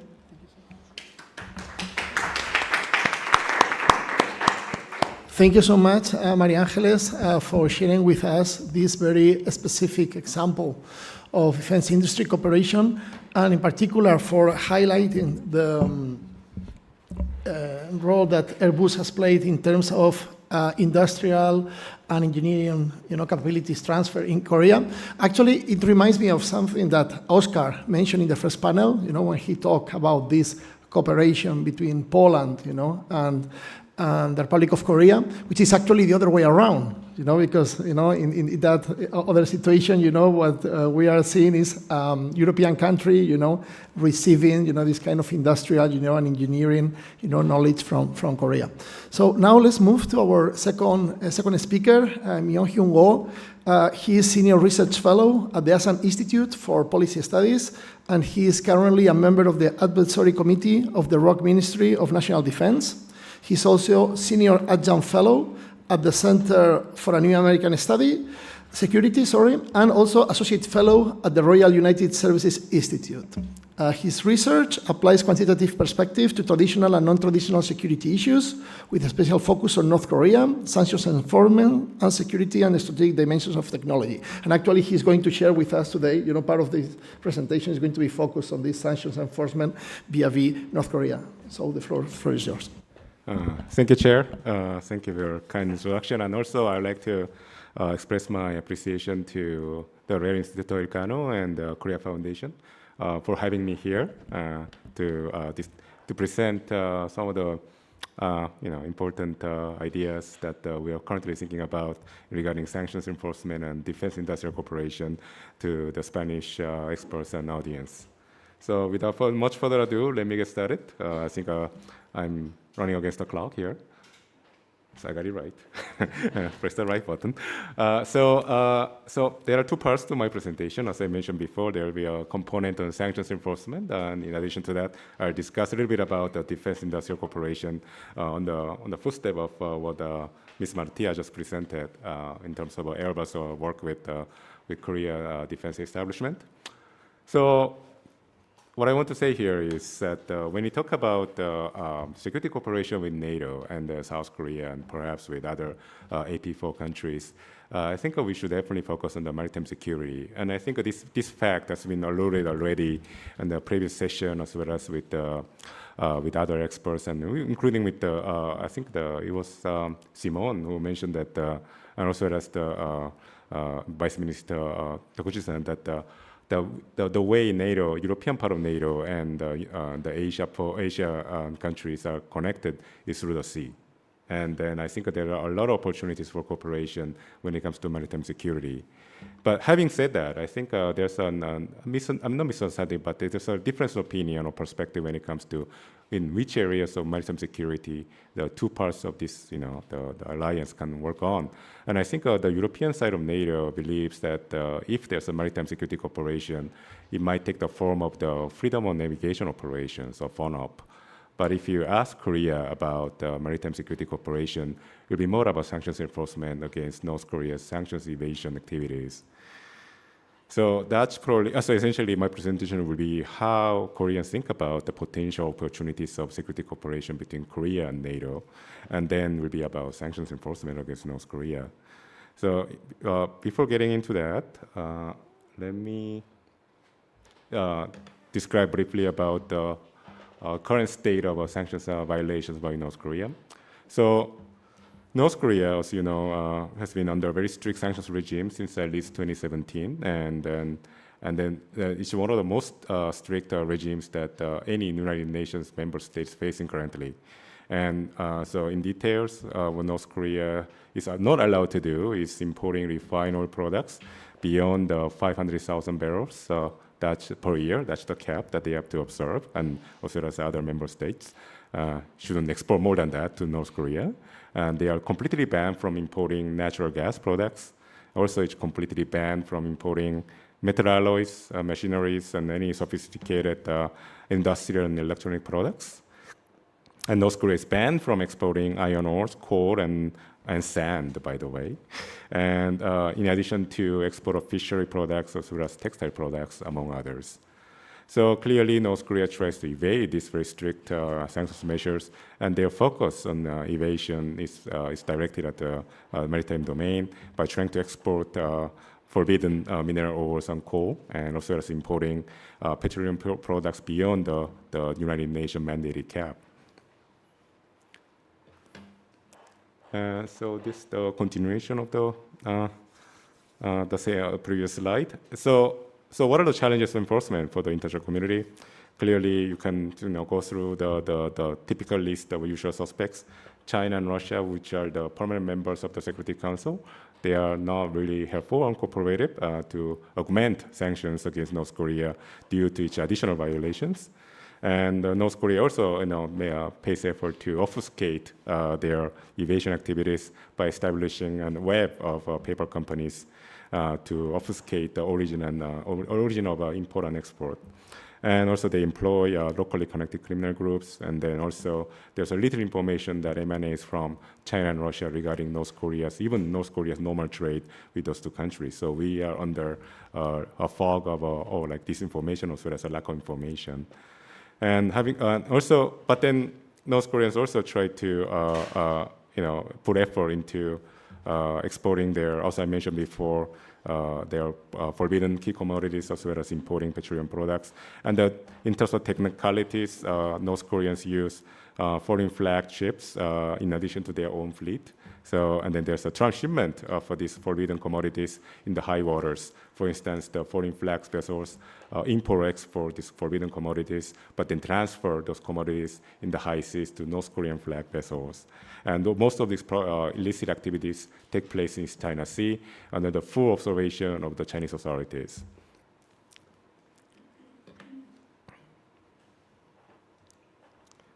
So the solution to this enforcement challenge is clearly more cooperation among the like-minded states. I think this is the recurring theme on today's sessions. So we have a concrete form of this like-minded states cooperation. It's called the Enforcement Coordination Cell. And I think this could be the model for further cooperation between South Korea, Japan, Australia, New Zealand, and plus other like-minded states elsewhere. Possibly the NATO member states, in addition to United States and Canada.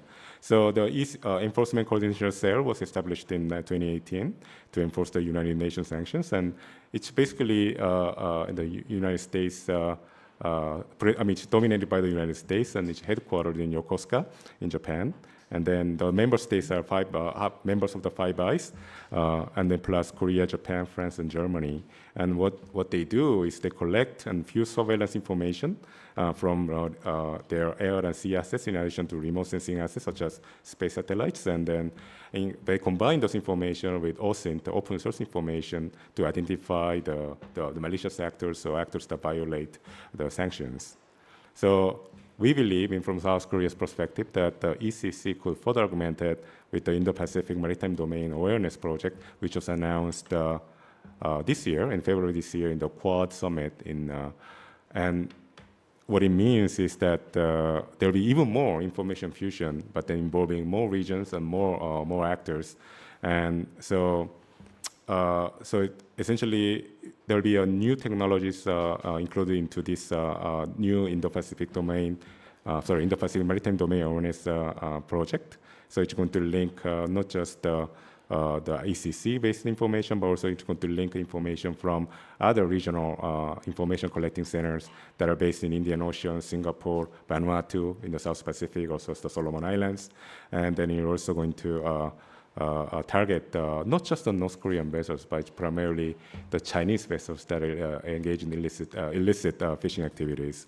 So because the APMDA is based on a multiple regional grouping, I think it opens opportunity for the NATO member states to join. I think Germany, which came late to this grouping, when I'm talking about the ECC, I think it could be a possible example of other NATO member states on the European side to join and then contribute to the stability and law enforcement in the Indo-Pacific region.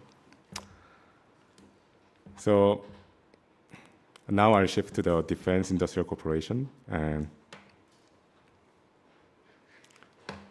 so before getting into the potential for the defense industrial cooperation between South Korea and Europe, I would like to outline some of the characteristics of the ROK's defense industry. So I think there's a lot of question about how come South Korea's defense industry has become so successful so fast. And I think there's not much of a secret to it. South Korea, even though people might believe South Korea might not be a big economy, but it's actually a giant when it comes to defense procurement. Therefore, he has the economy of scale. He has he spends a lot of money in defense procurement every year. In fact, 30% of South Korea's defense budget goes to procurement, which I think are very unique compared to other advanced militaries in the world. And another interesting facet of South Korea's defense industry is that it focuses on the indigenization. But then it's a very small indigenization. It's not about indigenizing everything. It seeks complementarity with the U.S. defense industry, which is a very close partner for South Korea. This idea, this trend, tendency to focus on partnerships is going to pay off later in our other collaborations with other countries. And another important characteristic is that Korean defense industry focuses more on being cost competitive, as well as focusing on proven technologies, rather than focusing on cutting-edge tech, which could be quite risky in terms of development and deployment. And also, the Korean industry focuses on market segments that the United States firms, U.S. firms tend to ignore, such as land systems, tanks, howitzers, and then multiple launch rocket systems that the United States had ignored at the expense of their land system, because they wanted to put priority on their air assets. So I think that this focus on indigenization is very important, because one of the obstacles that Korean industry has felt in terms of expanding their export was that the export control regimes, especially the United States ITAR regime, put the restrictions on the Korean defense industrial products from exported to third parties.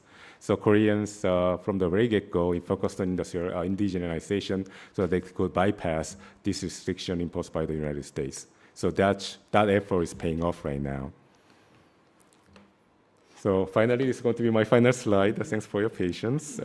So going into the potential for cooperation between NATO states and South Korea is that South Korea offers clearly industrial flexibility of scale.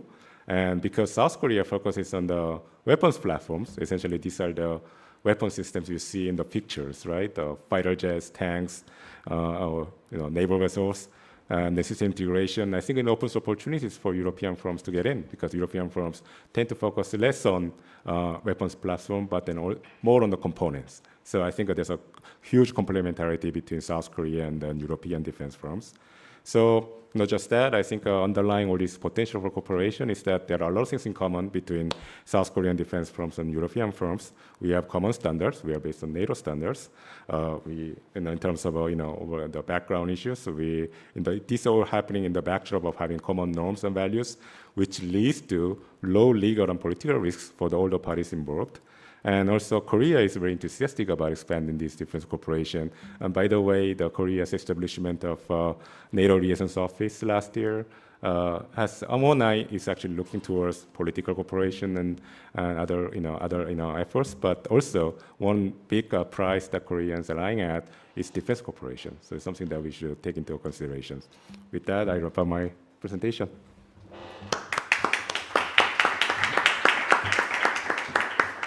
Thank you so much, Myung-hyun, for this full of detail presentation. And I just would like to underline one thing that you mentioned at the beginning, of your talk, when you said that many times, even if it seems that we are talking about the same concept, let's say freedom of navigation, but we may be thinking about different things, because it's absolutely true, that if you look at whatever official document from the European perspective, when we talk about freedom of navigation, in the Asia-Pacific region, the focus is clearly on freedom of navigation, and as you illustrate here, for South Korea, of course, sanction is a key point. Okay, so now let's move to our third speaker, Ramon Pacheco Pardo. Ramon, he is Professor of International Relations and Regional Envoy for East and Southeast Asia at King's College in London, and he is also a Korea Foundation Free University of Brussels Korea Chair at the Brussels School of Governance. He is Adjunct Fellow Non-Resident at the CSIS, Non-Resident Fellow at the Sejong Institute, and member at CSCAP EU. And of course, he is also a member of the Scientific Council of Elcano Royal Institute, and that's one of the reasons we are constantly abusing of his kindness, and calling him, so many times for participating in events related with Korea. And of course, as many of you may know, he is definitely one of the top European experts on Korea. So, Ramon, the floor is yours.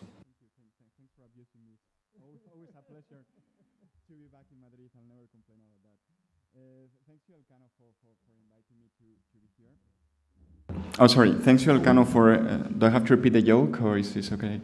Thanks to Elcano for inviting me to be here, Korea Foundation, of course, as well, and Mario, especially.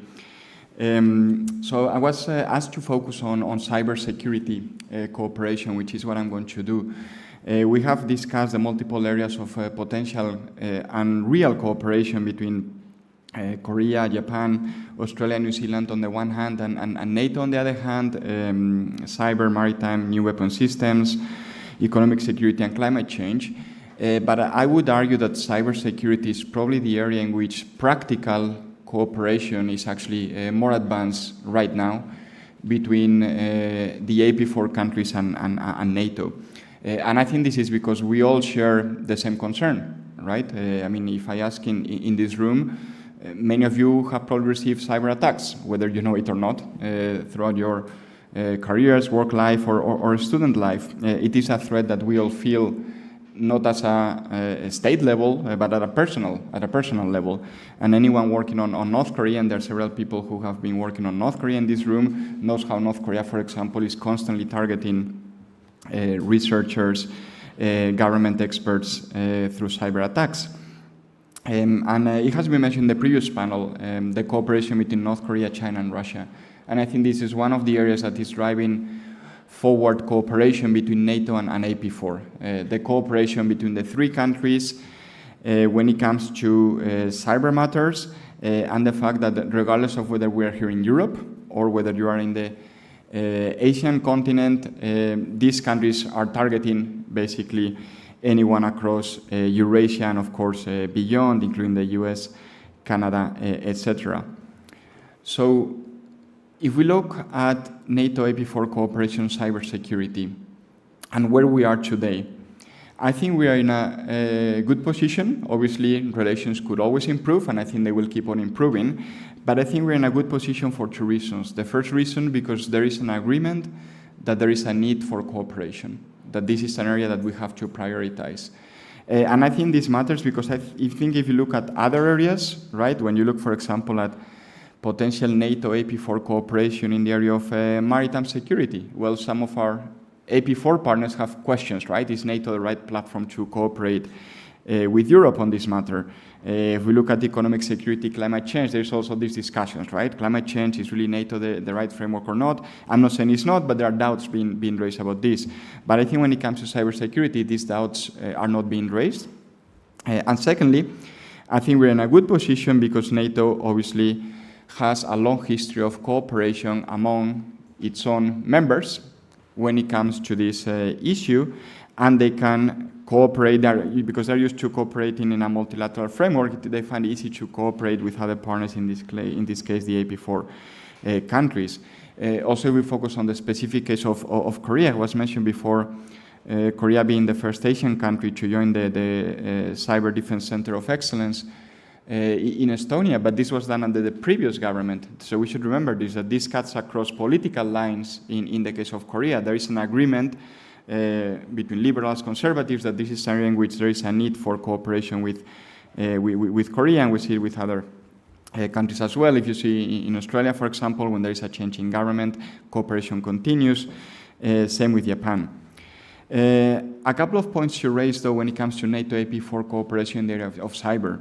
As anyone who has gone to Korea, Japan, any other country in the region, Singapore, Australia, New Zealand, so going beyond the AP4, sometimes there are questions about what is the difference between NATO, the European Union, specific European countries, Spain, of course, Poland, France, Germany, the UK. So this is one of the areas in which it is interesting to know that when you're talking to your interlocutors on the Korean side, it's one of the areas where they have this question, right? Should we work with NATO only? Do we also have to work with the European Union? The case of Korea, for example, has very strong relations with the Netherlands when it comes to cybersecurity. So some countries that sometimes we don't think of as the natural platform for cooperation in this area actually have a good rapport with their counterparts in the Indo-Pacific region. And a second point to point out as well is that obviously this is not an issue area for NATO AP4 only, right? You have many other countries that are interested in participating and cooperating with NATO, with Asian countries, when it comes to cybersecurity issues. I mentioned Singapore, for example, on purpose before, because Singapore is not part of AP4, but it's a country that is very keen on working together, for example, with Europe when it comes to cybersecurity. Is not the only one. Last week, I was discussing this before with Angel, right? I was in Korea last week, and I was in 3 events, one of them on US-Korea cooperation, the other one on EU-Korea cooperation, the other one on Canada-Korea cooperation, right? And this is an issue that the 3 of them, US, Canada, the European Union, were very keen on working together with Korea, right? So you could see the same sort of dialogue regardless of which country was talking to Korea in this case, and the same would go for other AP4 countries. So if we focus now on what is being done and what should be done when it comes to this area of cybersecurity cooperation. Obviously, this is not much talk about, but there is intelligence sharing. There is also information sharing between government officials, but also between private sector representatives and university representatives and think tank representatives, and I think this matters. This is not an issue to discuss only at a government-to-government level, because if we talk about cybersecurity, well, a firm such as Airbus, for example, would be at the forefront of those that has to deal with cybersecurity issues, right? Because there would be others that want to get access, for example, to your information. So this is not some area in which you can actually exclude the private sector, right? You could argue that, for example, in maritime security, this should be really driven by the military forces, the navies, right, of the different countries involved. But I think in cybersecurity, this is actually not possible. There is this need for information sharing, including with other actors that are not part of the government. Secondly, something that I think is driving forward this cooperation is the growing number of tabletop exercises taking place between different actors in the NATO AP4 framework and beyond. And I think this is crucial in this particular area because we need readiness, right? We need readiness to deal with this type of operations. For example, when Korea received a cyber attack during the inauguration of the Pyeongchang 2018 Olympics, right? You remember that was a cyber attack coming from Russia, actually, not coming from North Korea or China, right? So Korea didn't know how to respond to this, and it was actually thanks to dialogue with other partners, including in Europe, right, that was able to learn about who was launching this attack, what type of attack, right? And later on, there has been this cooperation through tabletop exercises. So for Korea and other countries to actually be ready to deal with this type of attacks in the future. as well. By the way, I mentioned an example of Russia specifically, right? In the case of Korea, to know the point that I was making before, that this is not an issue, that this is an issue in which you have to consider the three of them, China, Russia, and North Korea, together, both here in Europe and in the Indo-Pacific region. There are, of course, expert exchanges, but also very importantly, I think, third-party capacity building, right? Countries in Southeast Asia, countries in South Asia, they want to get more know-how about how to deal with cybersecurity matters. They want to discuss this, engage in exercises, dialogues with as many partners as possible. And I think this is an area in which NATO may be a little bit behind the European Union and other partners, such as Japan and Korea, for example, that have maybe more links with the countries in the region dealing with cybersecurity. But as explained before, right, this is an area in which you cannot really separate NATO from the EU, from European countries, from AP4 members. So capacity building of third countries, I think, is important. And finally, I wanted to point out in my presentation, in areas for potential cooperation or ongoing cooperation is economic security, because obviously cybersecurity is linked to economic security, but also foreign interference and manipulation of information, FIMI, right? Which cannot really be separated from cyber issues. We know this very well in Europe. There has been interference in our elections. Obviously in the US, we all know very well what happened when President Trump won the election. There was foreign interference, but this is also happening in Asian countries. And I find this very interesting because the dialogue that we had last week between the EU and Korea on this particular issue, FIMI actually, it was very interesting to know that the Korean side is really behind the European side, and we actually had Japanese representatives as well, and they acknowledged the same, right, that this is an area in which they are behind where we are here in Europe, right, whether it's NATO, EU, or specific European countries. And I point this out because we have seen examples before of Korea's AP4 contributions to the security of our region, but there is also the opposite as well, that there are areas in which NATO, the European Union, European countries are ahead of Asian partners, so it's something that can contribute to the region. And one final point, it was mentioned in the previous session, and I think Mario mentioned in this session as well, the merging between the two theaters, right? The Indo-Pacific theater and the transatlantic or European theater.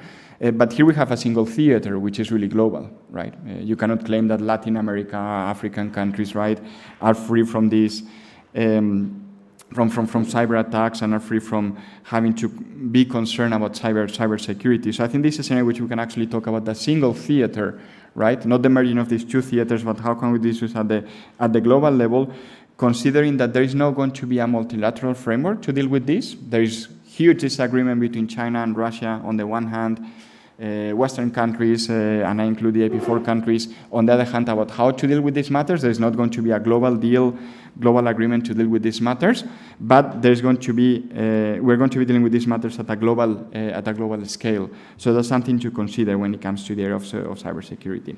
And I'll leave it there for my introductory remarks. Thank you very much.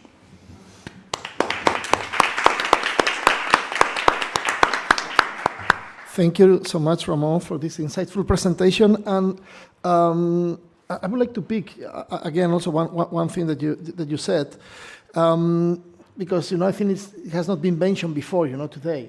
And you talk about the importance of political will and consensus, for moving forward, with this kind of practical cooperation. And you put the example of cybersecurity. But as you know, not all the areas, share that kind of consensus, because there are different views, different countries, and also even some of these issues are controversial inside some countries, because different political parties share different views. So maybe this is also something that we could discuss with more detail in the Q&A, maybe later. Now we move for our last speaker for this panel, Dr. Young Choi, and she is the director of the Center for Indo-Pacific Studies at the Sejong Institute. Her principal research fields include interregional cooperation in the Indo-Pacific, with particular emphasis on countries in South and Southeast Asia and Europe. Recently, she has been extensively exploring various dimensions of non-traditional security, such as economic and technological security surrounding the Indo-Pacific. Besides a very solid and long academic career, Dr. Choi also has considerable hands-on experience in policy development. I'm not going to list all the things, okay? I'm just going to underline that her current official assignments include membership within the Policy Advisory Council for the National Security Office in the Office of the President of the Republic of Korea, also the Ministry of Unification, and under ROK's IRF experts and eminent persons. So, Dr. Choi, please go ahead.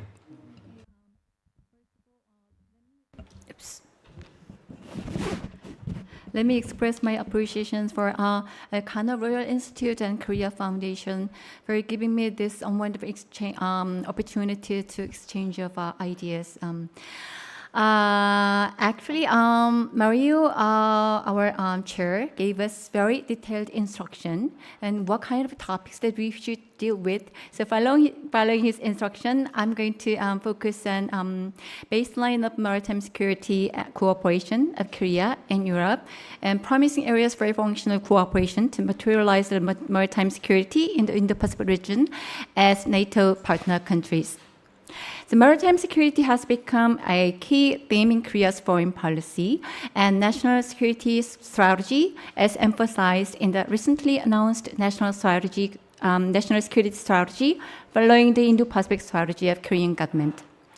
The Yoon government's approach to maritime security differs from that of the previous administration in several aspects. First, it has expanded the agenda and incorporated a broader range of both assets and potential threats. The updated strategy includes fostering a strong military power using science and technology and participating in the process of establishing and maintaining maritime norms and regulations. The government also is prioritizing a more active response to various emerging security challenges, including climate change. Second, the expansion of partner countries. Beyond the ROK-US alliance, trilateral cooperation between Korea, Japan, and US, and regional and like-minded countries and regional entities like NATO are also key partners, as explained in the previous presentation of Professor Kim Jina. Finally, the expansion of the regional scope. It is characterized by the expansion of the geostrategic arena to the west and south of Korea, which literally includes the South China Sea and the Indian Ocean. As for NATO, maritime security has been taken for granted as part of the domain collective defense in its previous strategic concept, except for a brief mention on combating piracy. However, its importance is emphasized in the 2022 strategic concept. Maritime security is now central to NATO's peace and prosperity, and to this end, it stated that it will strive to ensure freedom of navigation and the safety of maritime trade and communication routes. This can be interpreted as NATO's intention to be involved in maritime security beyond the geographical area of collective security stipulated in Article 5 and 6 of the traditional North Atlantic Treaty. The United States is already developing a variety of cooperative programs for maritime security with a focus in the Indo-Pacific region with Indonesia, Malaysia, Mongolia, Vietnam, and Philippines, and other Pacific islands too. However, since becoming NATO's AP4 partner country in 2022, to date, no practical outcome has been achieved in the area of maritime security as a result of several limitations. First is the matter of capacity. Because the quantity of ships, troops, and allocated budget are all insufficient from both sides to engage in activities outside their normal scope of operation. But I would say this is actually a beneficial limitation, since the presence of European navies could only serve to increase tensions in the region. In other words, the arms race would intensify, whether since Korea and Europe have a collective competitive advantage in technology, norms, and institutional capacity, it would be more beneficial if a priority should be given to leveraging these strategic advantages. Second is a matter of willingness or intention. Due to imminent threats in both Korea and Europe, It is difficult for these partners to project physical military power in each other's region. Furthermore, there are different perceptions of China among NATO member countries in Europe and even within individual countries.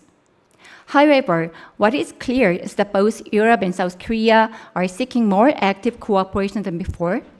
In particular, through their respective Indo-Pacific strategies, both are seeking ways of engagement while sharing similar strategic awareness and purposes. Third, the needs and capacities of regional countries also matter. ASEAN countries, for instance, can't be said to have any united view on new military presence or multilateral organizations with security implications, such as Quad or AUKUS. In the case of maritime security, individual ASEAN members appear to be pursuing a multilateralist approach to cooperation with trusted partners that are not directly linked to Sino-US competition, such as India and China. Furthermore, the resumption of Code of Conduct negotiations in the South China Sea last March, while encouraging, has yet to yield concrete results. In sum, they do not want military tensions to escalate in their own backyard, whether they hope to increase their capacity to defend themselves. Then what would be the proper way to pursue the ROK-Europe collaboration on maritime securities? It is difficult to effectively respond at individual country level in the region. This is why countries that announce the Indo-Pacific strategy and seek to preserve peace and prosperity in the region based on a rules-based order need to gather their strength. In order to prevent unintentional collisions and maintain a cautious approach, maritime surveillance and information sharing systems, as mentioned by Dr. Ko, would be a very practical and beneficial approach. Therefore, Korea and Europe need to actively participate in the development of a well-coordinated maritime cooperation system. One of the primary contributions that Korea and European countries can make is refining and reinforcing maritime laws and contemporary issues, including UN UNCLOS. In December 10, for instance, and last year, Indonesia and Vietnam signed an agreement on the demarcation of their exclusive economic zone, demonstrating their rejection of China's 9-line claims and their willingness to uphold UNCLOS. Although China and ASEAN resumed negotiations in the South China Sea Code of Conduct, it has made no tangible progress, and intra-regional conflicts are ongoing, as the case of Philippine-China conflict, sparked by a clash between the respective coast guards in February 2023, shows very clearly.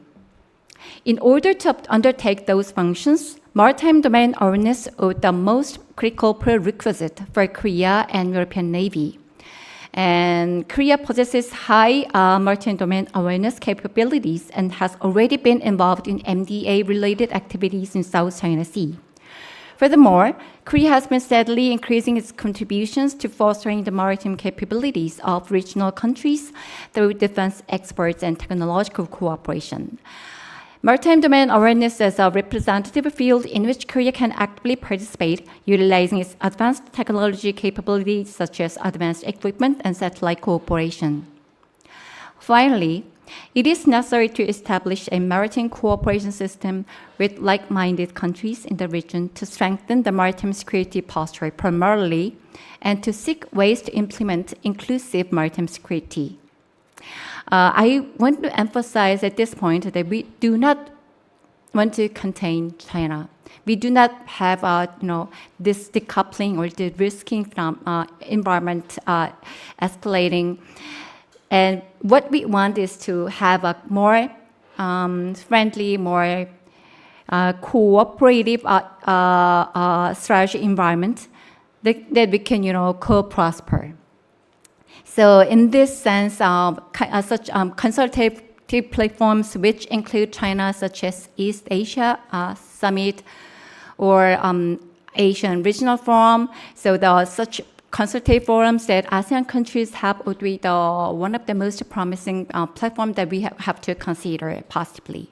I will stop here. Thank you.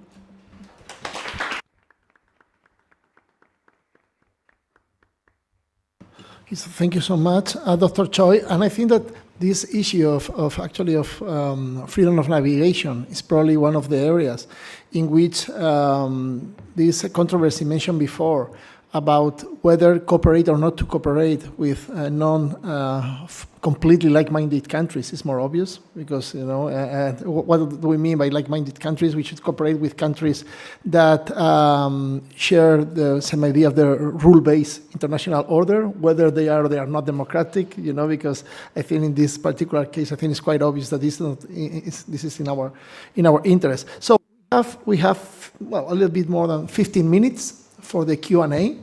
So please feel free to raise your questions to the panel.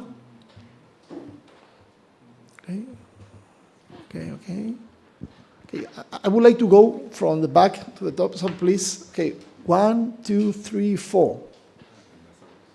No, but let's go in order. Because otherwise, she will move around, please. Okay. So 1, 2, over there. No. From the back, to the... Hello, thank you very much. I would like to just ask a very, very quick question, and it's about the collaboration or the position that China is actually pursuing in regard with the maritime regime in the sea, and how that can be developed, or how that can be, how can we avoid more upcoming conflicts? Thank you very much.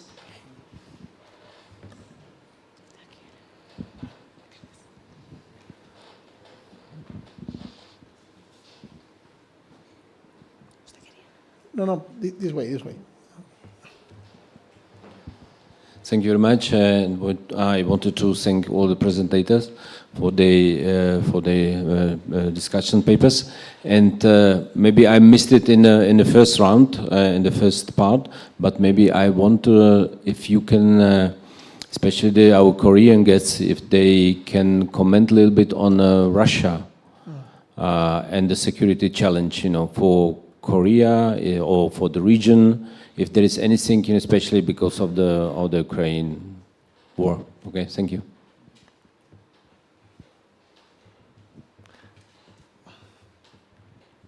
So I already said my part, so I'm unchanged now. So I have a question for each of you.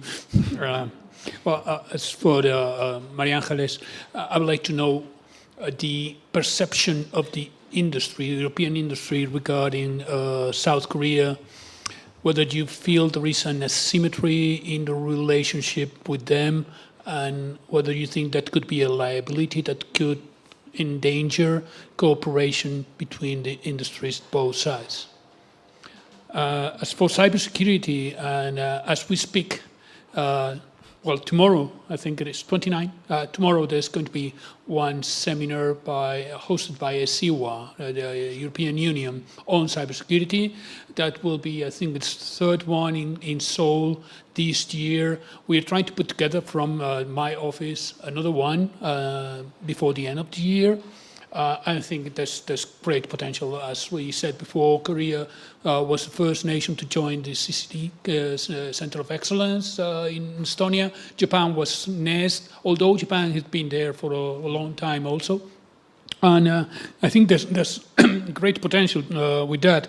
With that, and with maritime security, which is also the focus of ESIWA.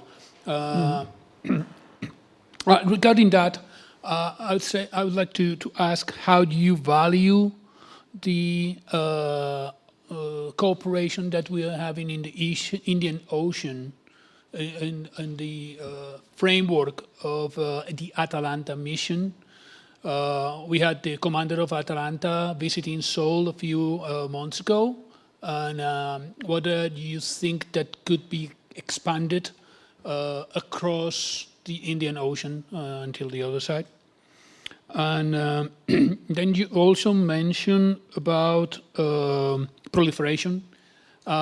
Just before coming here last month, I attended the Proliferation Security Initiative in Jeju. By the way, it was not fun.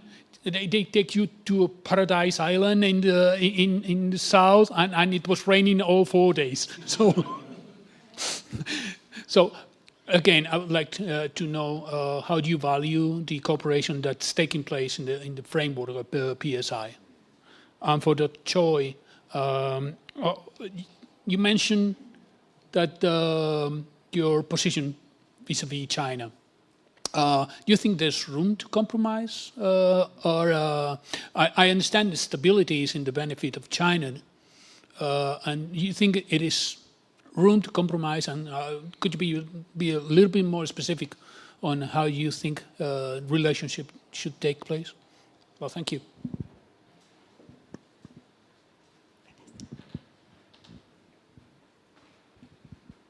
Short question on intra-European challenges to defense industry collaboration. As you know, South Korea has offered to Poland not only rapid arms supply but also industrial collaboration.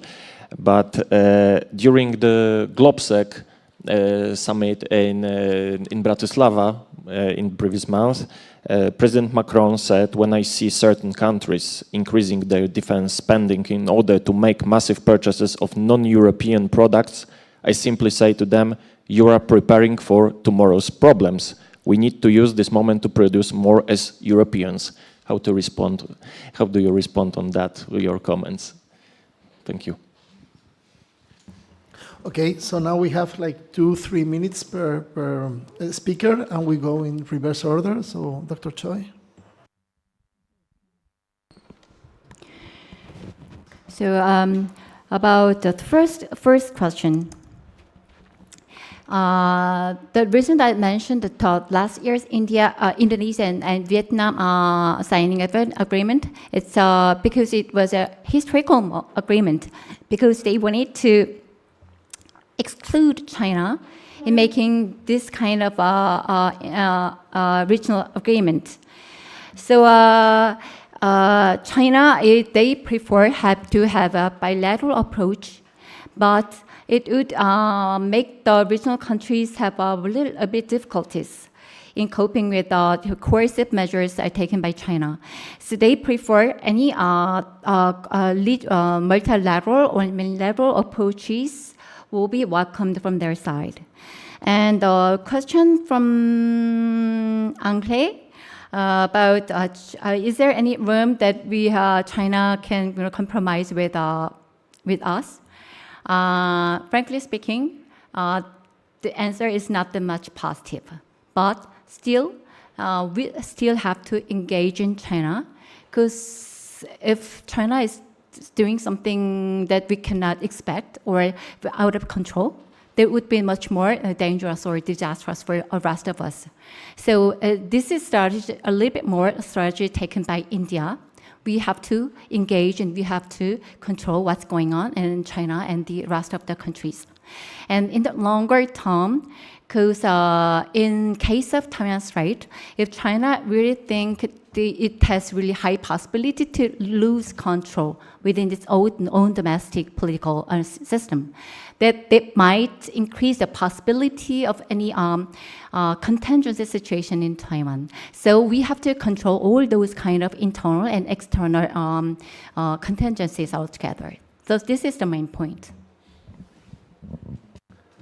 Ramon? Yeah, thank you. So on the point of cyber, I agree. I mean, it has really been embraced not only by Korea, but by Japan, Singapore, India, all the different partners in the region, right? This is an area where they really see the potential for cooperation. And I think this is only going to increase, because they all have the same concerns, right, which I mentioned before, and none of these concerns is going away anytime soon, which takes me to a second point, which is a few people mentioned China. What I find interesting and is that when you ask government officials, okay, you want an inclusive strategy and you want to cooperate with China, right? And then you ask, okay, the second question is, what do you want? Where can you cooperate with China right now? And the example is always given is climate change, and the list stops there, right? Last week I heard biodiversity, which is related to climate change, but the Canadian side was saying, oh, we can cooperate in biodiversity.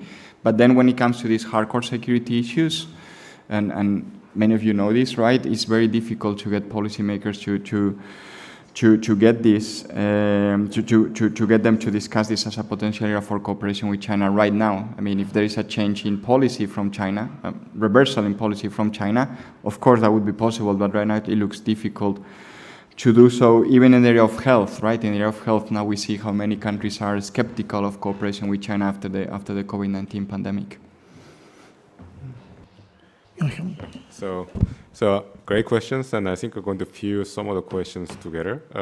So I'll start with the question on Russia. I think there are two dimensions to Korea's response or reaction to Russia, not just Russia's invasion of Ukraine. Obviously, Korea is, I think Professor Gina Kim mentioned it before, but we are in together with the West when it comes to our response to Russia's invasion of Ukraine. We condemn it. We try to support Ukraine as much as we can. But then I think one of the sticking points is that Korea is not stepping up to provide lethal aid to Ukraine. I think it disappoints some of our partners. But I think something that we have to take into consideration from the Korean perspective, and that we ask for your comprehension, in fact, is that in addition to Russia, this is China too. And the Russia and China take advantage of South Korea's concern about North Korea. And they use us as a leverage to limit our cooperation with the other Western partners to help Ukraine in their fight against Russian invasion. And that's because there's an assumption in the Korean side that Russia and China, at least they could do more damage to our intercolonial relations, also to help North Korea to develop its weapons of mass destruction by transferring technology and components, which will worsen the security situation for South Korea. And that's a fear that the Russian and the Chinese exploit.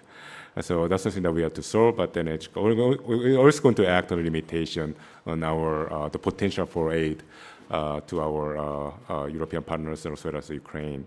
But then I wanted to add to this, but then I think we Koreans should also realize that Russians are quite active in helping North Korea to develop their weapons of mass destruction. So the recent news is that Korean Navy has been able to fish out some of the components from the failed space vehicle launch. It's called Chonrima, and then it's based on the intercontinental ballistic missiles that North Koreans have developed so far. And they found out already, I mean, these are not official yet, but then there are some reports that they found the Russian-made components in those the space vehicles. So, I mean, this is something that I always suspected that would be the case, and it's being confirmed. And hopefully that's going to change our attitude towards Russia and then their role in providing peace and stability in the region, which is, I think, exaggerated. So that brings me to China and, in fact, about the Korea's participation in maritime security initiatives in the Indian Ocean. I think Koreans are very happy to have an active role in the Operation Atalanta, basically because it doesn't really have implications with our relationship with China, unlike other freedom of navigation operations in the Asia-Pacific theater. And I think this is one of the reasons why I think Koreans value they highlight our contribution to the Operation Atalanta, and then they advertise it quite widely. But I think once the Operation Atalanta expands to, say, the Indian Ocean, say, to target Chinese illegal fishing boats, I think that we are getting into some gray areas here that I think at least some opinions in the Korean side could be a little bit reticent to participate fully. But then, having said that, I think the current Korean government under the President Yoon Suk-yeol wants to really step up when it comes to Korea's participation in international security initiatives such as the Proliferation Security Initiative, and I think in fact the PSI is very much in tune with the current Korean president's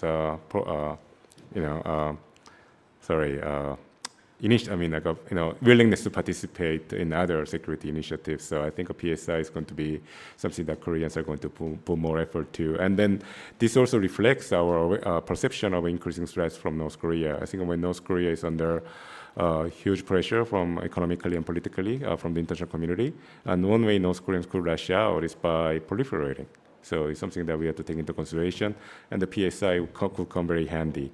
And finally, I wanted to address Oscar's question about France. Okay, so no, that's totally fine. And then I think even though I would disagree about President Macron's insinuation that Korea couldn't be a trustworthy partner for Poland or other European countries that was willing to purchase weapons from Korea.